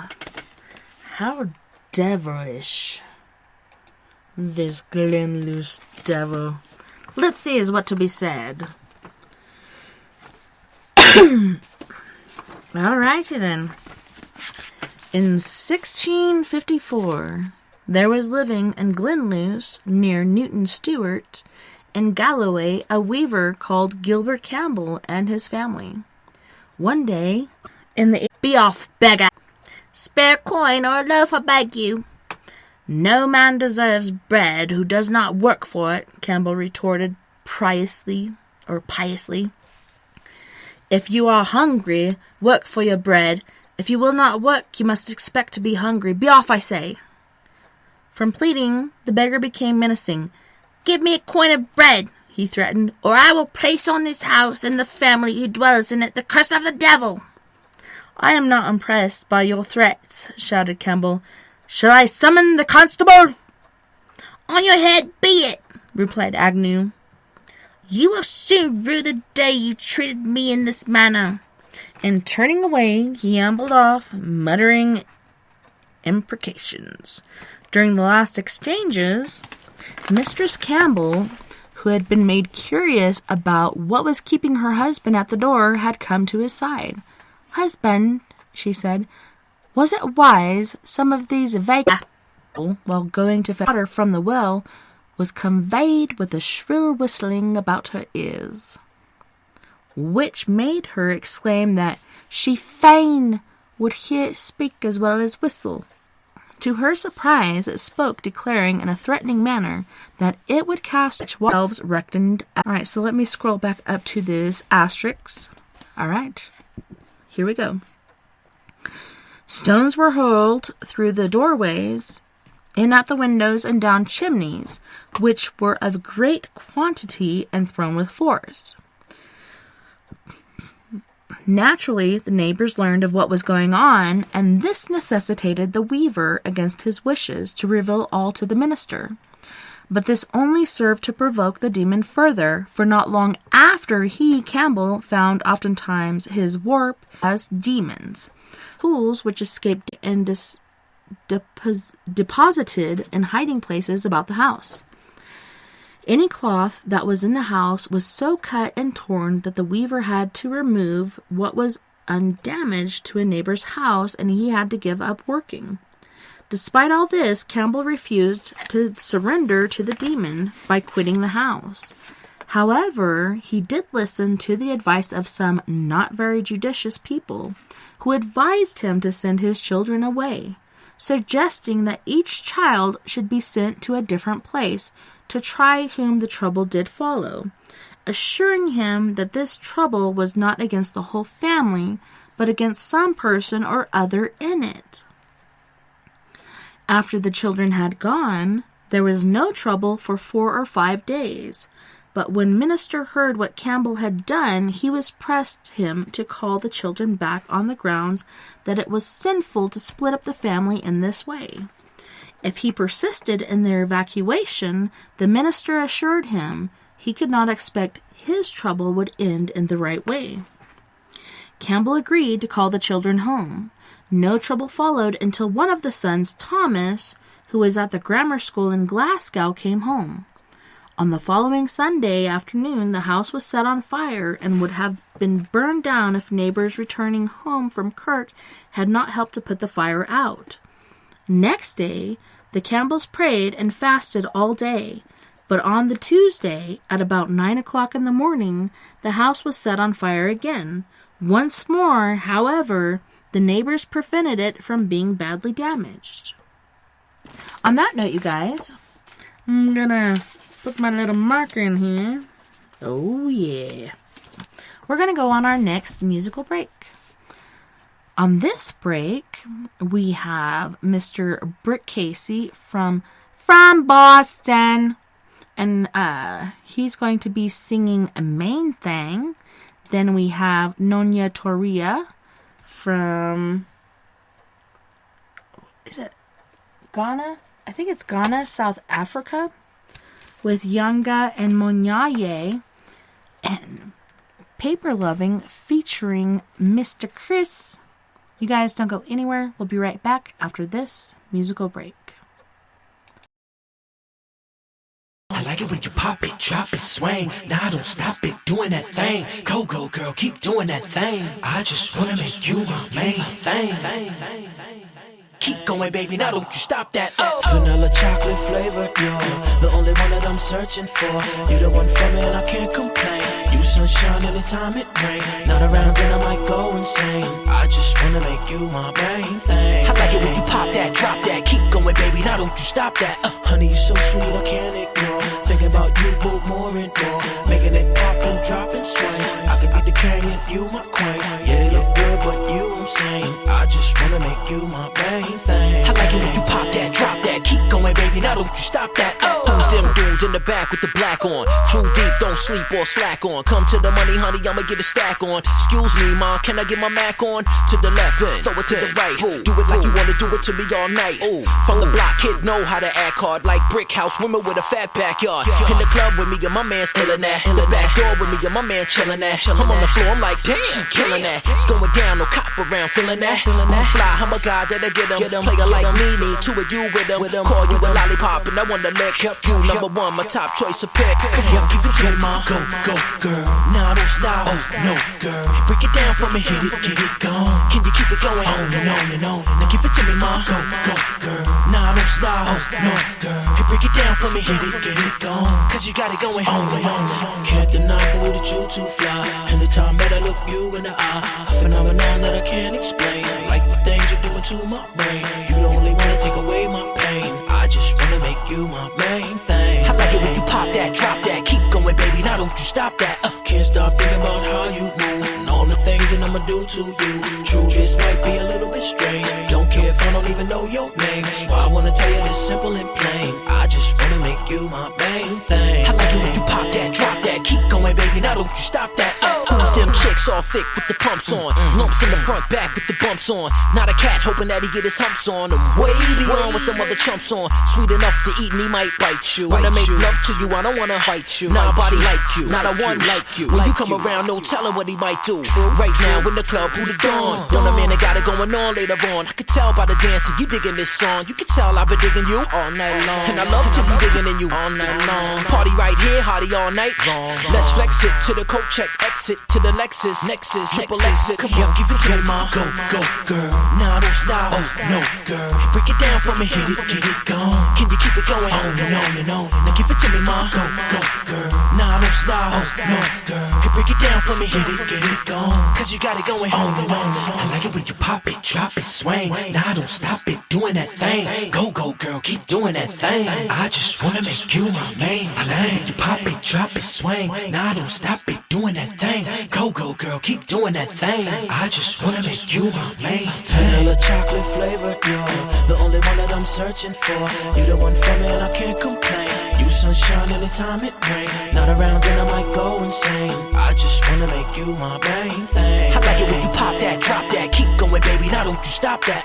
Honey, you so sweet, I can't ignore. Thinking about you both more and more. Making it pop and drop and swing. I could be the carrier, you my queen. Yeah, it look good, but you I'm saying. I just wanna make you my main thing. I like it when you pop that, drop that. Keep going, baby, now don't you stop that. Can't deny that you too fly. Anytime that I look you in the eye, a phenomenon that I can't explain. Like the things you're doing to my brain. You the only one to take away my pain. I just wanna make you my main thing. I like it when you pop that, drop that. Keep going, baby, now don't you stop that. Can't stop thinking about how you move and all the things that I'ma do to you. True, this might be a little bit strange. Don't care if I don't even know your name. That's why I wanna tell you this simple and plain. I just wanna make you my main thing. I like it when you pop that, drop that. Keep going, baby, now don't you stop that.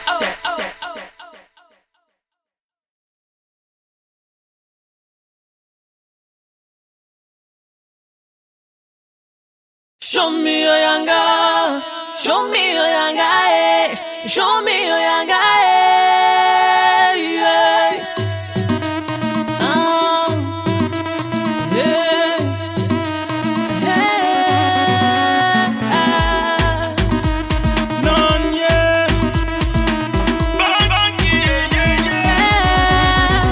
I love music, Naija music, Naija, they go everywhere like I love music, Naija music, Naija, they go everywhere like yeah. Show me your yanga, show me your yanga, show me your yanga, yeah. Show me your yanga, show me your yanga, show me your yanga, yeah. Oh yeah, come, let's wind it down. Naija people dance to the sound. Show me your yanga, let's hit the town. Let's thank Almighty God that it's Friday. The way you're shaking your waist, don't stop till you dance all day. With a groove, the Naija way. If you like to Atlanta, take it better. Naija music is alive, we got the hottest music out there. You know, start from today, we'll be hitting it from Monday to Sunday. Everybody get ready, it's time for us to get steady. Everywhere we go, Naija music now number one. Naija music, Naija, they go everywhere like I love music, Naija music, Naija, they go everywhere like yeah. Show me your yanga, show me your yanga, show me your yanga, yeah. Show me your yanga, show me your yanga, show me your yanga, yeah. Been around the world, seen a lot of faces, seen a lot of places, but nowhere like Naija. You gotta stand up for what you believe. That's where you can achieve. Whether you tall or short, slim or fat, now you're paladin. I beg, throw away your face. Like they let people come, throw away your face. It don't really matter cause we're all in the race. That's all we gonna be till we all meet the Naija.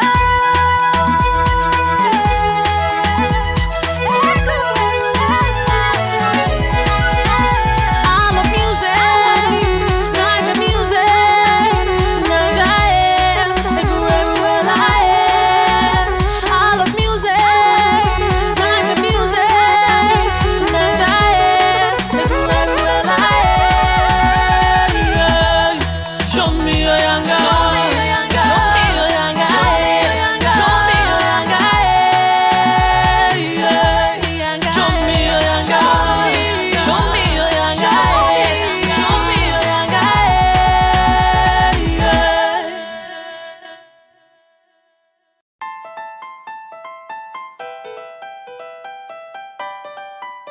넌 예.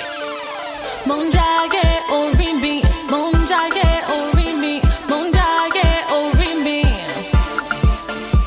몽자게 오리미 몽자게 오리미 몽자게 오리미 Some do good just for the doing, see everything just for the seeing, don't even care what you're receiving, through all the heights just for relying.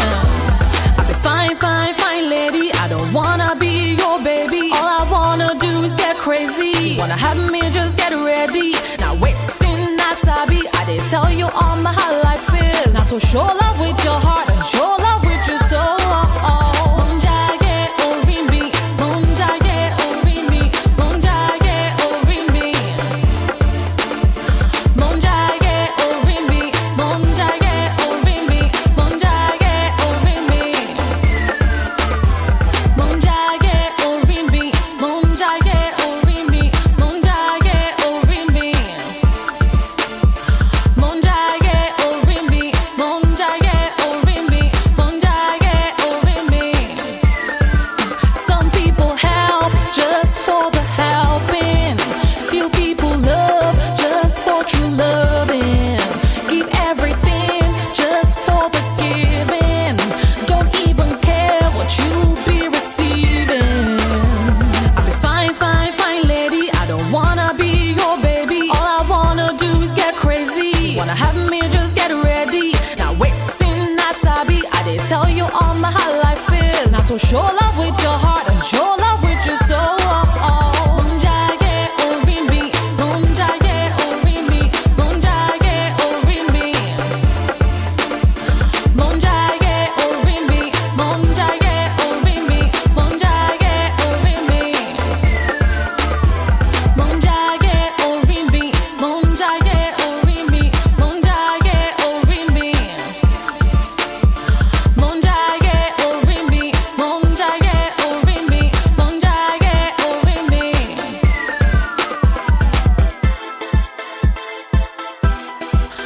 Swag beats, funky, yeah, yeah, yeah.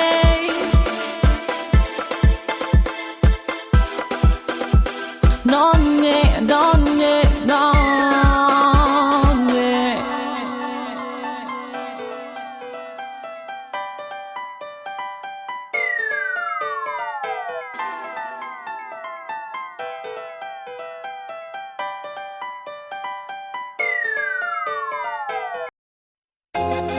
She know, she know, she know. She know me treat her better than her man.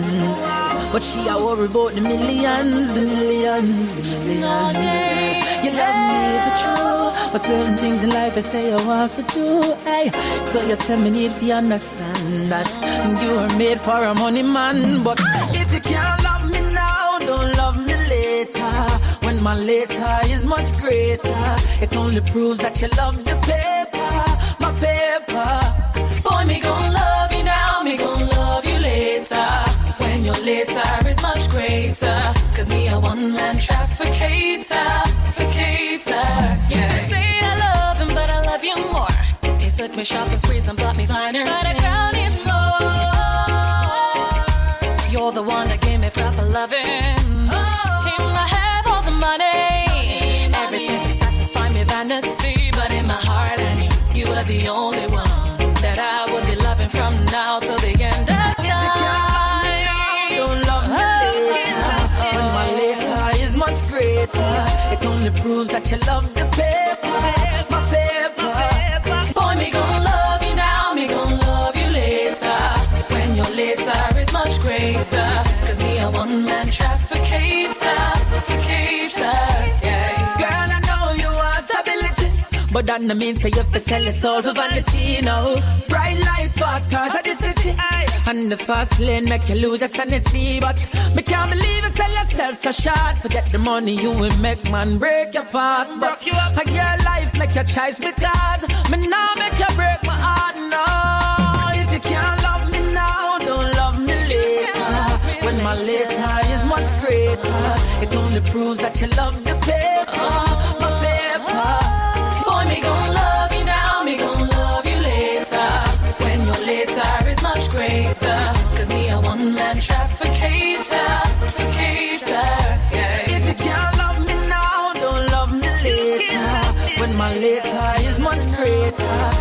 only proves that you love the paper, my paper. Boy, me gon' love you now, me gon' love you later. When your later is much greater. Cause me a one-man trafficator, I wanted to learn the hard way, so I'm taking you to lover school. You want money just for party, girl. You take me for fool. Every piece of my heart I gave away. I gave it away to you. Why don't you understand, babe? What I feel for you is true. So if you can't love me now, don't love me later. When my later is much greater, it only proves that you love the paper, my paper. Boy, me gon' love you now, me gon' love you later. When your later is much greater. Cause me a one-man trafficator, now, trafficator.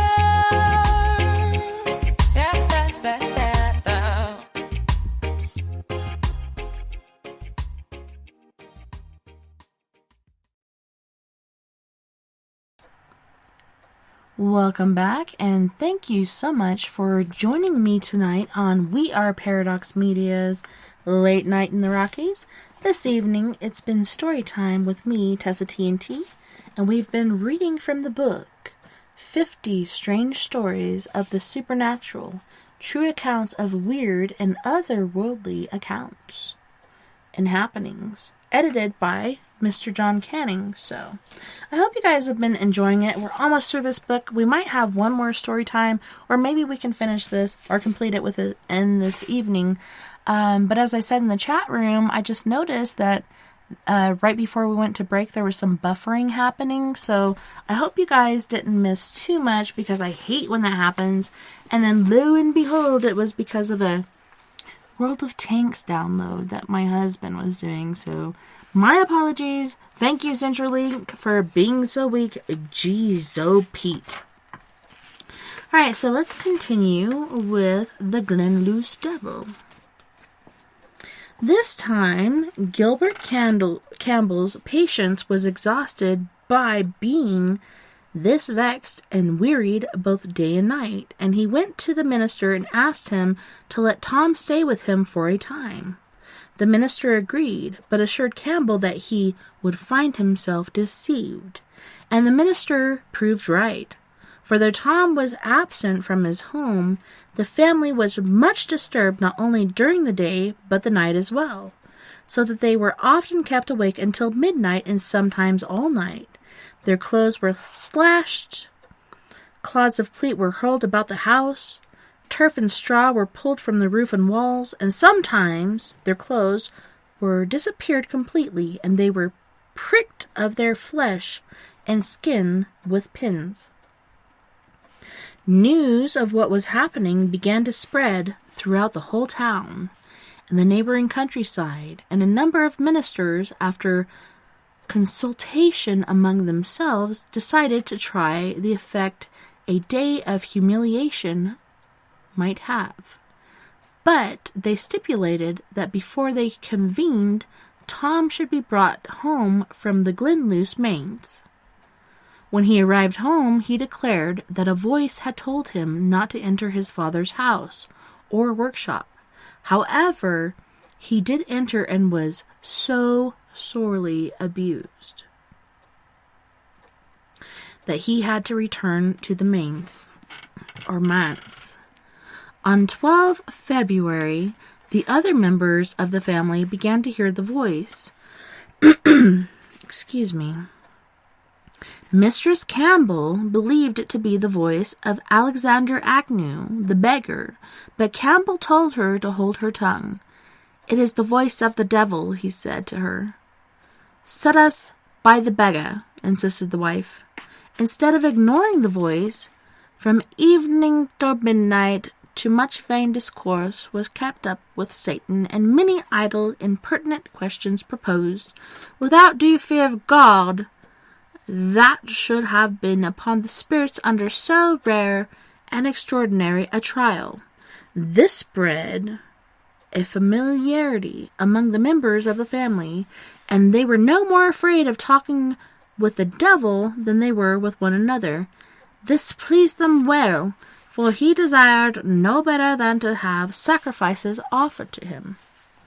When the minister heard of this, he went to the Campbell's house, accompanied by James Bailey of Carfine, Alexander Bailey of Dunrage, Mr. Robert Hay, and a Mistress Douglas, who was chaperoned by the minister's wife. As they entered the house, the voice to them said, "Quum litterum is good Latin." As a contemporary scholar noted, these are the first words of the Latin rudiments which scholars are taught when they go to grammar school. The voice next exclaimed, "You are a dog, sir." And the minister, thinking that he was being addressed, retorted that he did not mind being reviled by Satan, since his master Jesus had trodden that way before him. "It was not you, sire, I spoke to," the voice replied. "I was speaking to that dog there," whereupon the minister turned and saw a dog at the back of the room. The minister then led the company in prayer, and when he had finished, they heard the voice, which appeared to come out of the ground under the bed, say in perfect local dialect, "Would you know the witches of Glenluce?" and proceeded to name 4 or 5 notorious persons. Campbell pointed out that one of these named had been dead some time. "Is it true?" the voice agreed. "But her spirit is living with us in the world."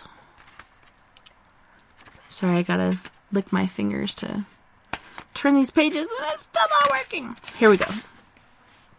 Though he hesitated to do so, for it was convenient to speak to such an excommunicate and intercommuned person, the minister felt that he must say something to the voice. "The Lord rebuke thee, Satan," he said, "and put thee to silence. We are not to receive information from thee, whatsoever fame any person goes under. Thou art seeking but to seduce this family, for Satan's kingdom is not divided against itself." After this passage, the minister once more led the prayers, and his time the voice remained silent, but as soon as the praying stopped, it rounded on boy Tom, and so terrified him, threatening to set fire to the house if he did not go back to the manse, that he pleaded to be allowed to do so. The minister tried to intervene, but the voice told him that if Tom did not freely, he would drive him out and pursue him to the ends of the earth. Again the minister prayed, then the voice made a proposition. "Give me a novel and spade, and depart from the house for 7 days, and I will make grave and lie down in it, and shall trouble you no more." Rejecting the pleading of Mistress Campbell, whose constant reminder of this treatment of the beggar was more and more causing his natural stubbornness to assert itself, the weaver refused to accept terms, saying that he would not give so much as straw, even though that would be put an end to his troubles. The minister approved of this attitude and added that God would drive the voice out. The voice then changed tactics. "I will not remove you," it said. I have my commission from Christ to tarry and vex this family." "A commission thou hast, indeed," the minister exclaimed, "but God will stop it in good time." "I have, sir, a commission," a voice repeated, "which will perhaps last longer than your own.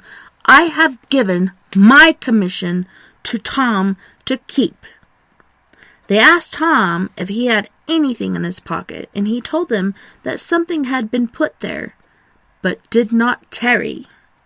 The company now decided to try to locate the spot from which the voice appeared to be coming, but the most diligent search revealed nothing. One of the gentlemen suggested that it was speaking through one of the children, but the voice resented this and exclaimed, "You lie! God shall judge you for lying, and I, my father, will come and fetch you to hell with warlocks and thieves." He would not bandy words with them, but would speak only with the minister. Who hath a commission? For he is the servant of God. There then followed an exchange of texts between the minister and the voice, until the minister asked, Tell me from whence you come. I am evil spirit, come from bottomless pit of hell, to vex this house. Satan is my father, was the reply. At this point there appeared a naked foreman, and hand which upon the floor until the house shook. Voice, Come up, father, come up. I will send my father among you. See, there he is behind your backs. Minister, I saw indeed a hand and an arm when the work was given, and heard a voice. Saw you that? It was not my hand, it was my father's. My hand was more black in the loop. Oh, I might see thee as well as I hear thee. Would you see me? Put out the candle. I shall come but the house among you like fireballs. I shall let you see me indeed. Let us go in and see if there is any hand to be seen. No, let him, Campbell, come in alone. He's a good, honest man. His single word may be believed. But the minister forbade Campbell to enter the house alone. Then the voice rounded on Robert Hay, a very honest gentleman, and began to abuse him, calling him witch and warlock.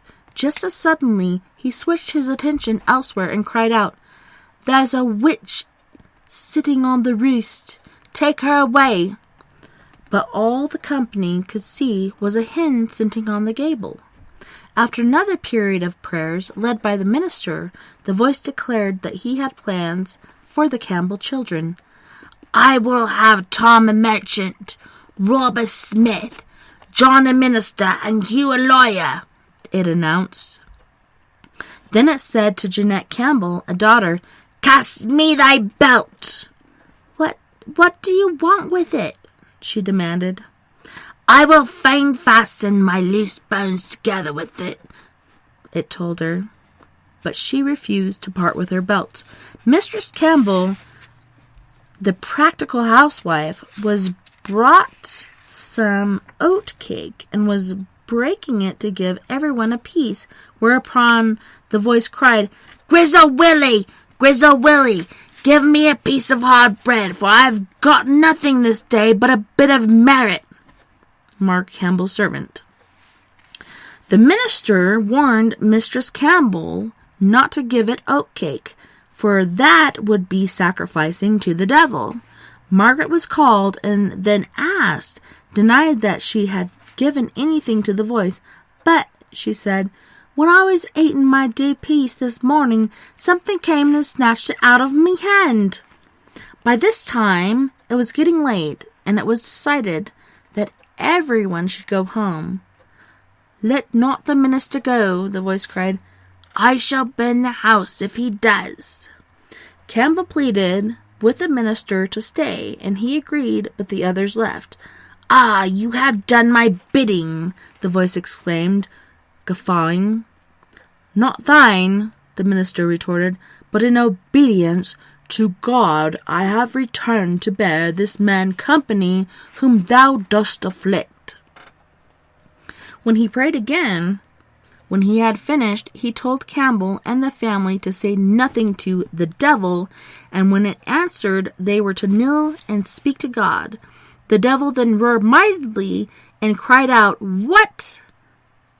Will ye not speak to me? I shall not strike the bairns, do all the manner of mischief. But after the time no answer was made to it. And so, for a long time, no speech was heard. Several times hath he beat the children in their beds, and the claps of his hoofs upon their buttocks would have been heard, but without any trouble to them. While the other gentlemen were at the door taking their leave of the minister, the voice said to the mistress Campbell, who was in the house with the minister's wife, Grizzle, put out the candle. Shall I? Mistress Campbell asked the minister's wife, who told her not to, as that would be obeying the devil. Twice more it cried out for the candle to be extinguished, but no obedience being given to him, he did so often reiterate these words and magnified his words, that it was astonishment to hear them, which made them stop their ears, they thinking the sound just at their ears. Eventually, the candle was put out, and the voice promised, "I'll trouble you no more the night." Before they slept, Mistress Campbell put a new suggestion to her husband. "Do you not think," she said, "that we should find the beggar and make amends? He might then call off his curse." Her answer from the weaver was curt. No. Next day, the minister and others, there were 5, though many had been summoned, met aside the Campbell's house and discussed what should be done. They decided on 2 things: not to use conjuration, that is, to call upon the voice of God's name to tell them where it came from, or to leave the family alone, and second, that when the voice spoke, no one should answer, but continue with their prayers and worship of God. So they went into the house, and when all of them had prayed in turn, and 3 of them had spoken words from the Scriptures, they prayed again. During all this time, the voice remained silent. Tom Campbell now left, but he had not gone far when Hugh Dispet, one of the company, caught up with him and asked to return, as the whistling had started again. But Tom angrily refused. "No," he said firmly. "I tarried as long as God called me, but go in again I will not." This seemed to take all the heart of the company, and they also left. The record then continues. After this, the said Gilbert suffered much loss, and had many nights, not 2 nights, in 1 week free, and thus it continued till April. From April to July he had some respite and ease, but after he was molested with new assaults, and even their victuals were so abused, and the family was in hazard of starving. And that which they ate gave them not their ordinary satisfaction, they were wont to find. Almost at the end of his tether, Gilbert Campbell decided to appeal to the synod of the presbyters to their advice whether they're not to leave the house. The synod convened on October 1695, and after some discussion appointed a committee to meet at Glenluce in February 1656 to conduct a solemn humiliation throughout all the area controlled by the synod, and among other causes to request God in behalf of the afflicted family. The reason for the delay in holding the solemn humiliation is not explained. However, after it, the Campbells' troubles grew less until April, and from April till August they were altogether free. In August, the devil began new assaults upon them. Food disappeared from the house, and was sometimes found hidden in holes by the doorposts, and at other times under the beds and among the bedcloths. On occasions it disappeared altogether, leaving the family with but bread and water. The family was also physically attacked, and at night the presence removed through the house, making a terrible noise. This lasted throughout August and then grew worse. The devil eroded stones. Oh, snap. I just lost my place. The whole pages, holy shnikes, just closed up upon me. It closed on me. Getting back there. Almost there. Here we are.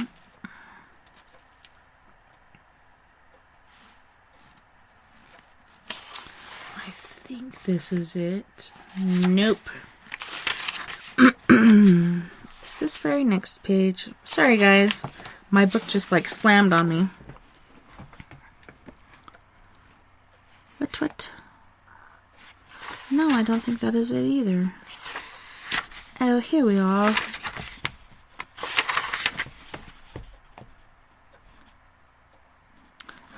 Prophets and Doom, was that it? Nope. What? This is insanity. Wow. I think we're almost there. Uri Geller. I don't think that was it. Almost there. Daniel Douglas Home.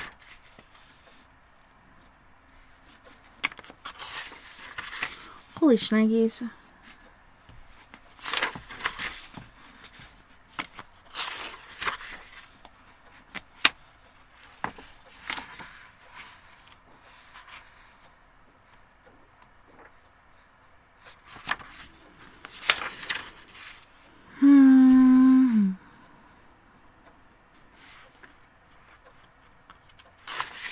Nope, that's not it either. Going back some more. I'm sorry, you guys. I can't believe this happened. That is so weird. So strange indeed.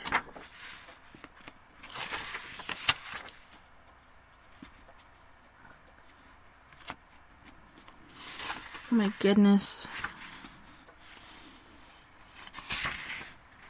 Yep, this is it. From evening till midnight, the voice said, blah, blah, blah. Okay, so Stones and beat Campbells with staves when they were in bed at night on 18 September. The voice informed them that it intended to burn down the house. And 3 or 4 nights later, one of the beds caught fire. Happily, it was soon put out, and no damage was done except the bed. Some months later, the beggar, Alexander Agnew, was arrested in Dumfries and hanged for blasphemy. Oh, that's so contrite. The main change or charge against him was that when he was asked if he thought there was a God, he had replied, "I know no God but salt, meat, and water." After the death of Agnew, the Campbells were troubled no more.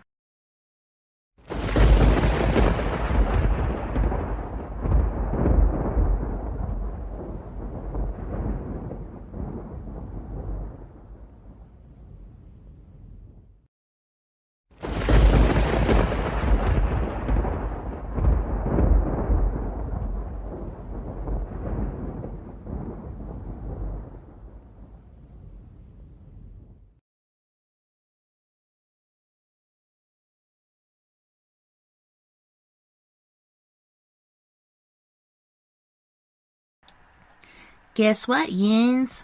We're at a whole nother chapter. So in this chapter, we have spirit healing and psychic surgery. That to me is kind of scary, psychic surgery. But I have heard things, and it's pretty awesome, but I don't know if I'd really try that. I'm not quite sure.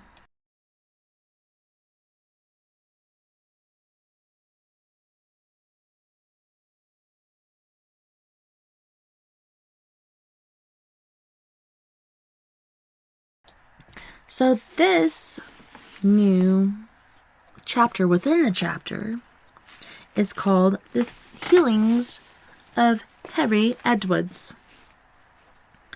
One evening, 3 years ago, I chanced to drop in upon some friends, Leon and Terry, and found them, much to my astonishment, preparing to visit a faith healer. A faith healer? I said incredulously. What on earth for? It inspired that the healer, Miss Wrighton, was a friend of Leon's mother. She had persuaded her son into the visit in hope that something could be done about the migraine from which Leon had now been suffering for almost 3 months. Intrigued by the idea of meeting a real faith healer, I begged to be allowed to accompany them, and so off we set, thinking it was all a bit of a joke, to a small terrace house in Balham where Mrs. Wrighton lived. We were shown into a bright, cheerful room decorated in white and blue with several modern paintings on the walls.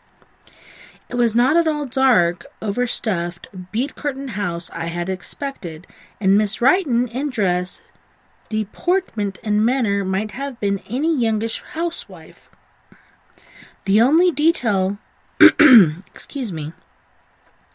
the only detail of her dress which classed with this image was an enormous gold ring, set with a lapis carved in the form of an Egyptian scarab, obviously very old and valuable, which she wore on the little finger of her left hand. Quite suddenly, Miss Wrighton said, "I can understand you want diviners to find water or metals. Many diviners, indeed, do have the ability to heal or to pinpoint a source of illness in the body." Oh, wait. I just skipped a page. But that went pretty good. So she said, "I can understand you wanting healing, but why come to me when you have so powerful a healer in your friend?" "My friend?" asked Leon, mystified. "Terry here," she replied, nodding her head at Terry and holding the palm of her ringed hand towards him. We gazed at each other, totally at a loss. "You mean to tell me that you didn't know?" Miss Wrighton asked incredulously. "I sensed it the moment you came into the house. I thought you were trying to hide it from me." Terry found his voice at last. "Are you trying to tell me that I can heal people?" he asked. "If you have never tried," she said, "there couldn't be a better time than the present. Look at Leon." We both looked at him. He was paler than ever, his face drawn with pain. He had closed his eyes, resting his forehead against the wing of the chair, taking no notice of what was going on around him. Briefly, Mrs. Wrighton explained to Terry that he could be a source of healing. Whether the power came from within him or merely passed through him, he would never know, but it was there and extremely strong. There were many ways of using it. At first it could be concentrated through the hands by passing them slowly over the source of the illness or by touching the sick person. Later, he might be able to use it at a distance without the physical contact. Leon seemed to hear nothing of this conversation. Following Mrs. Wrighton's instructions, Terry and I sat with her for a while in silence, trying to relax and will ourselves open to whatever influences there might be on our or around us. Then, as if he judged the time to be right, Terry slowly, with a great seriousness, walked behind Leon's chair. Later he told me that his heart was nearly jumping out of his chest. He passed his hands 3 times over Leon's head in a circular motion, as if he were outlining the lobes of the brain. Then he rubbed his hands together and shook them like someone shaking off drops of water.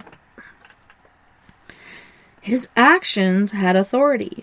They seemed decisive, practiced, purposeful, and not at all theatrical. Afterwards, he told me that he had no idea what he was doing or going to do when he rose from his chair.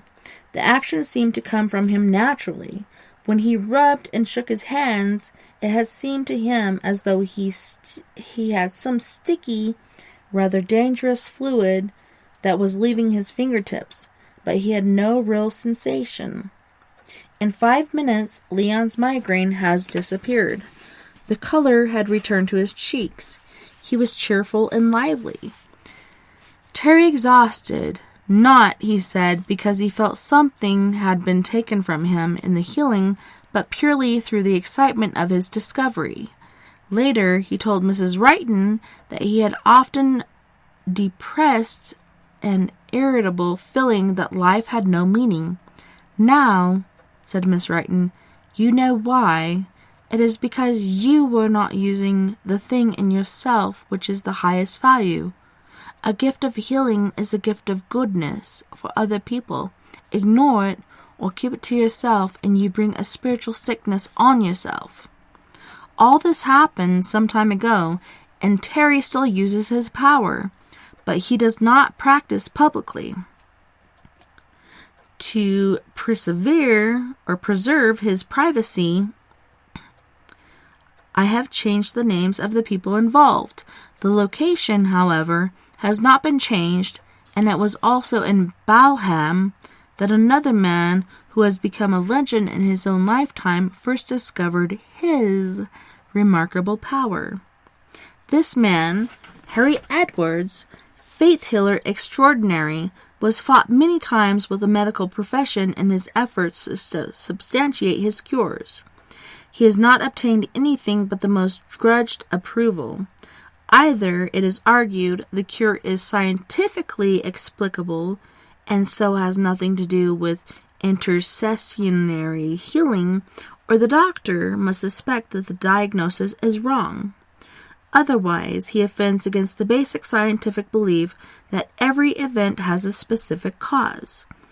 It is certain, however, that a scientific explanation of faith healing is out of the question. Science does not admit of supernormal powers that can influence anything from a pimple to cancer or psychosis, and often from a distance, sometimes without even the patient's knowledge and thus without any cooperation from him. Perhaps the most famous and one of the earliest examples of faith healing is the story in the New Testament of a woman who had suffered from hemorrhages for 12 years and who had unavailingly spent all she had on medical treatment. Hearing that a crowd had gathered to greet Jesus, the man whose miraculous cures had become famous, she pushed her way through, telling herself that if she could touch even his clothes, she could be cured. She reached out and touched his cloak, and immediately the hemorrhage stopped. Despite the people pressing round him, Jesus, aware that the power had gone out of him, turned round in the crowd and asked, "Who touched my clothes?" Nobody knows just what this mysterious power is. Some believe it comes from the spirit world, others from God. Others call it radiesthesia, defined by the British Medical Society from the study of radiesthesia as the name given to human sensitivity and perception of radiation, and believe it is akin to the power of which enables diviners to find water or metals. Many diviners indeed do have the ability to heal or to pinpoint the source of illness in the body. Most healers agree that they are merely the medium through which the power, whatever its source, flows. Some spiritualist healers are guided by medical men who have died, but who wish to continue to help mankind from the spirit world. Others, sometimes assisted by helpers who join them in concentrating upon the wish to heal, merely allow the power to flow through them. Harry Edwards himself summarizes the forces involved in spiritual healing thus: that consequent on the emissions of a thought appealed by a human instrument, a discordant mind is able to receive the request, and is then able to apply the correct quality of force to the particular disharmony in the body of the patient, and points out that one has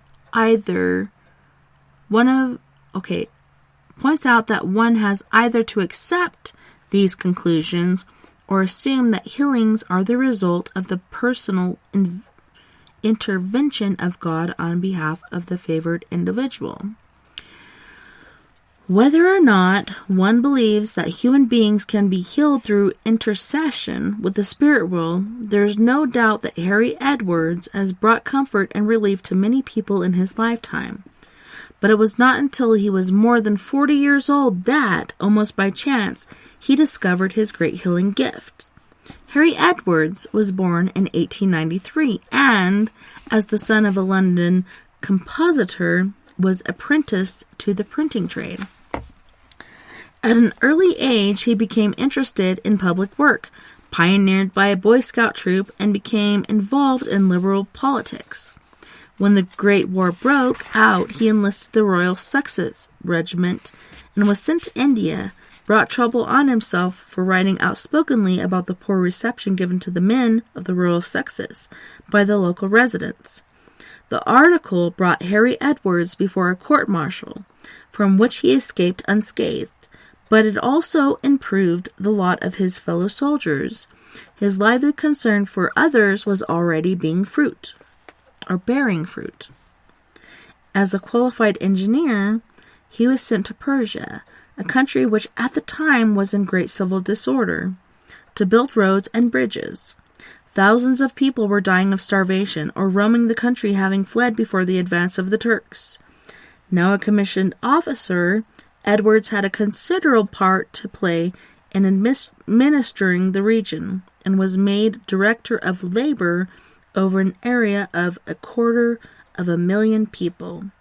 It is said that when he had returned to England, he had won so much friendship and gratitude that many wept to see him when he went. Back in England, Harry Edwards married and brought a small printed press and stationery shop. His business, however, did not prosper, and the next 15 years were a continual struggle.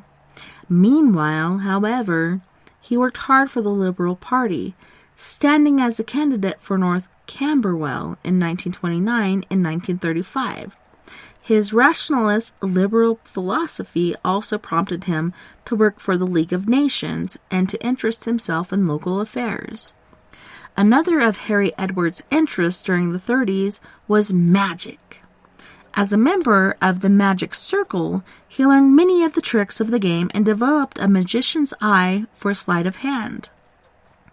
Confident that his training would enable him to see through the illusions, as he then thought them, of the mediums, he went to a spiritualist meeting in Ilford. He was so impressed by what he saw that he left the meeting determined to make further investigations. Accompanied by his wife and a friend, he attended a Belham spiritualist church in 1934, where he was told that there were spirit guides who would like to work with him, and was given many spirit messages. He was sufficiently convinced to join a development circle to see if he really possessed psychic powers. In the circle, he had some disturbing experiences and was convinced finally that he should continue with his training. He saw his visions, found himself involuntarily making speeches and voices not his own, and soon fully believed in the truth of spiritualism. Gradually, he learned to allow the spirit world to take over without resistance, and was, in particular, guided by the spirit of the Red Indian called White Feather. Instructed by White Feather, Harry Edwards set up a home circle, the Fellowship of Spiritual Service, and began his service to the sick. He also worked closely with Jack Weber and Arnold Clare, two well-known mediums. His own healing powers, however, soon caught the attention of the local press and spiritualist papers, Psychic News. He held healing sessions every Tuesday in his own home. There he would see patients record their illnesses and follow up their condition from week to week. Every evening, he interceded with the spirits for help for his patients by concentrating his thoughts on each case and asking for the spirits' cooperation. As his work grew, Edwards set aside a second evening each week, and this he devoted entirely to absent healing, asking for help for patients who might be miles away from him. He was helped by a team of sympathetic workers who supported him in his prayer for the healing and assisted him in routine clerical work. During these sessions, Harry Edwards often experienced spirit journeys into the rooms where his patients were lying. It seemed that there he could watch the healing take place. The accurate descriptions that he brought back from these journeys were later checked with his patients and confirmed that, in the spirit, he really had visited his patients' houses at the relevant times.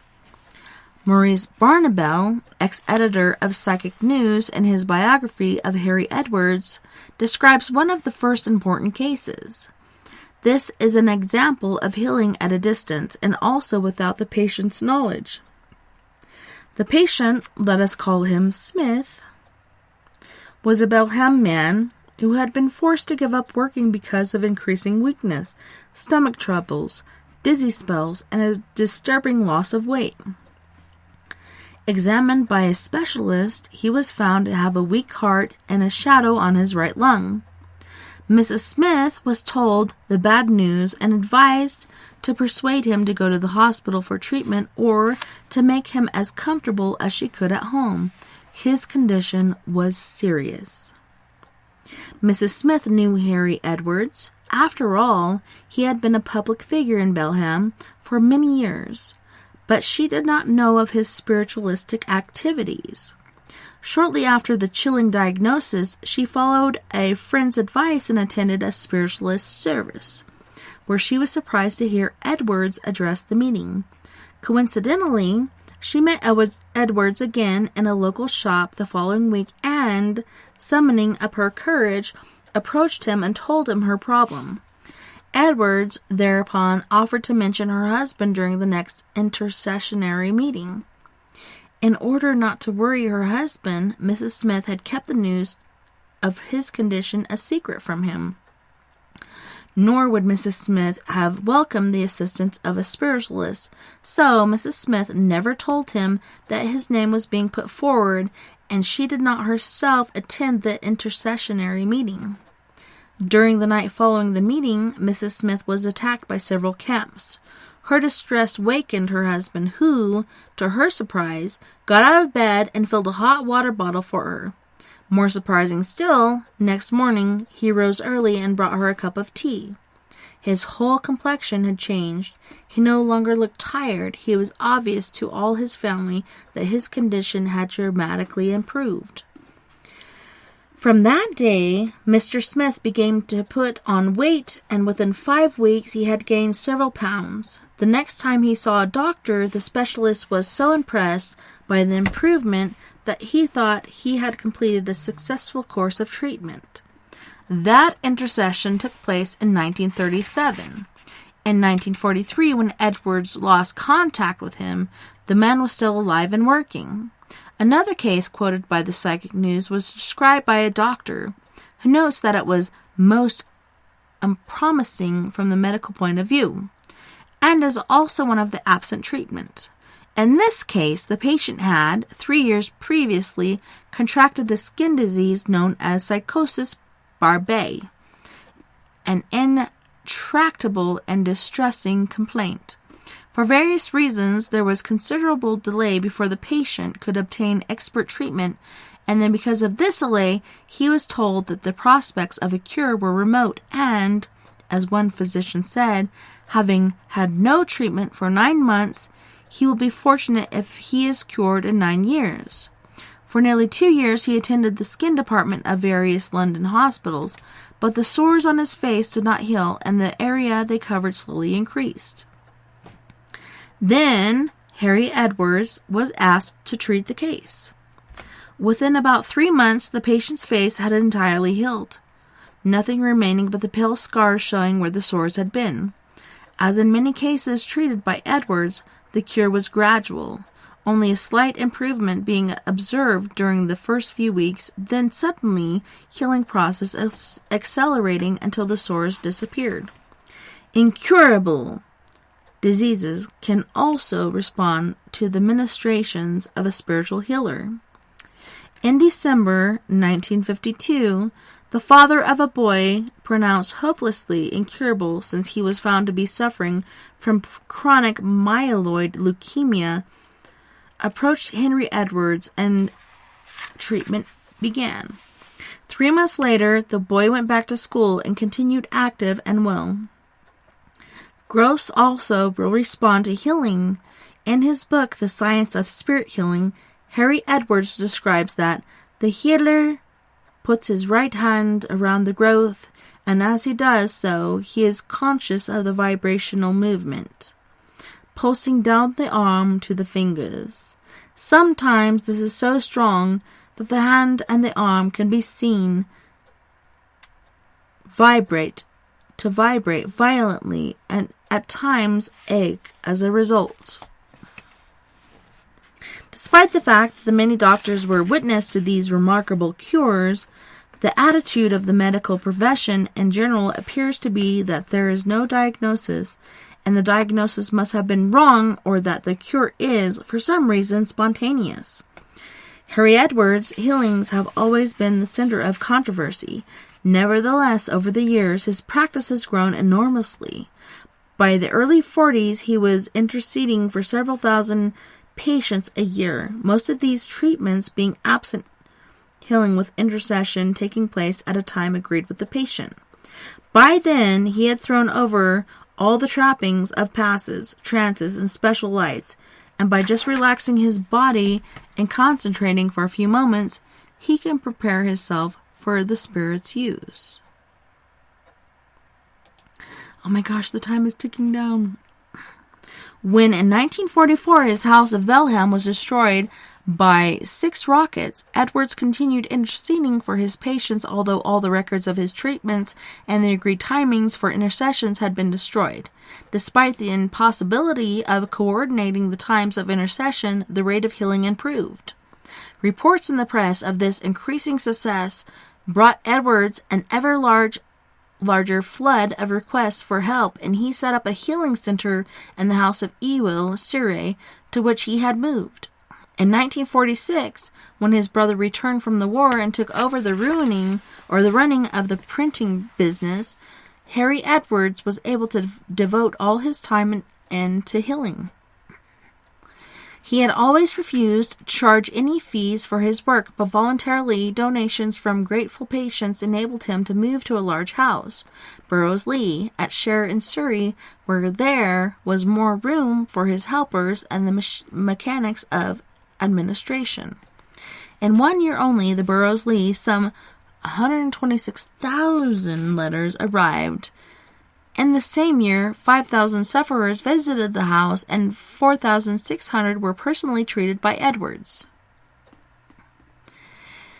80% of his patients reported their health improved and 30% reported complete cure. In the same year, 20,000 people attended 21 healing sessions given in public by Edwards. For after the war, he had begun a series of public healing sessions in large halls throughout the country.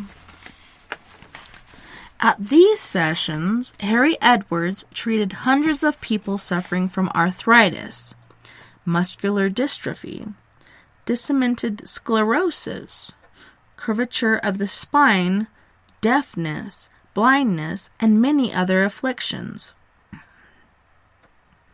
At many of these meetings, members of the medical profession who declared themselves skeptical at the beginning were invited on to the stage to witness the cures. They were allowed to examine the sick and to keep their hands over the twisted limbs and to place bones as the healing took place. All had to agree that in some way the sick and disabled were being helped on the way to health.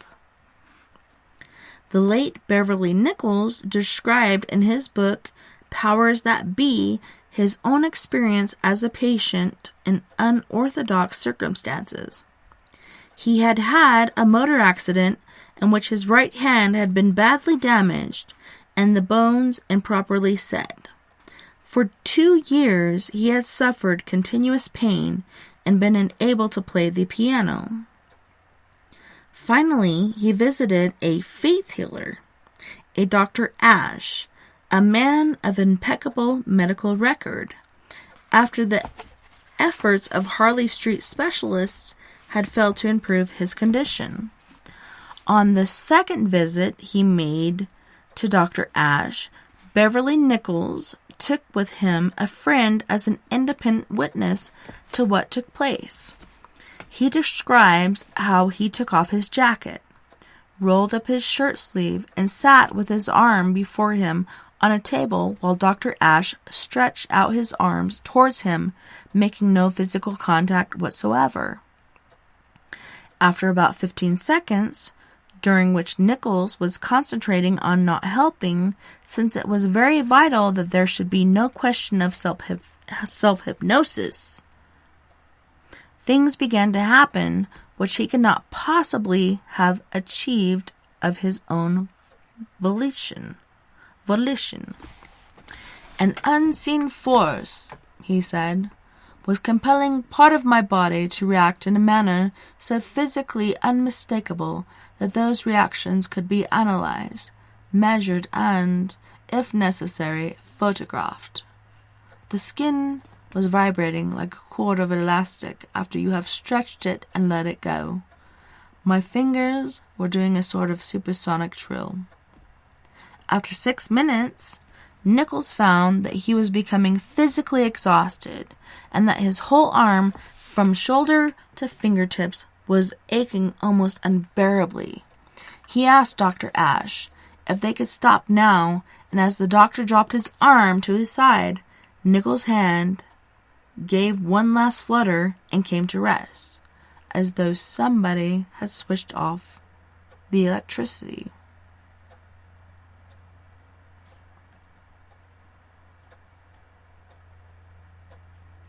It felt, said the author, as though his hand was protesting of what the bones and muscles were being made to do.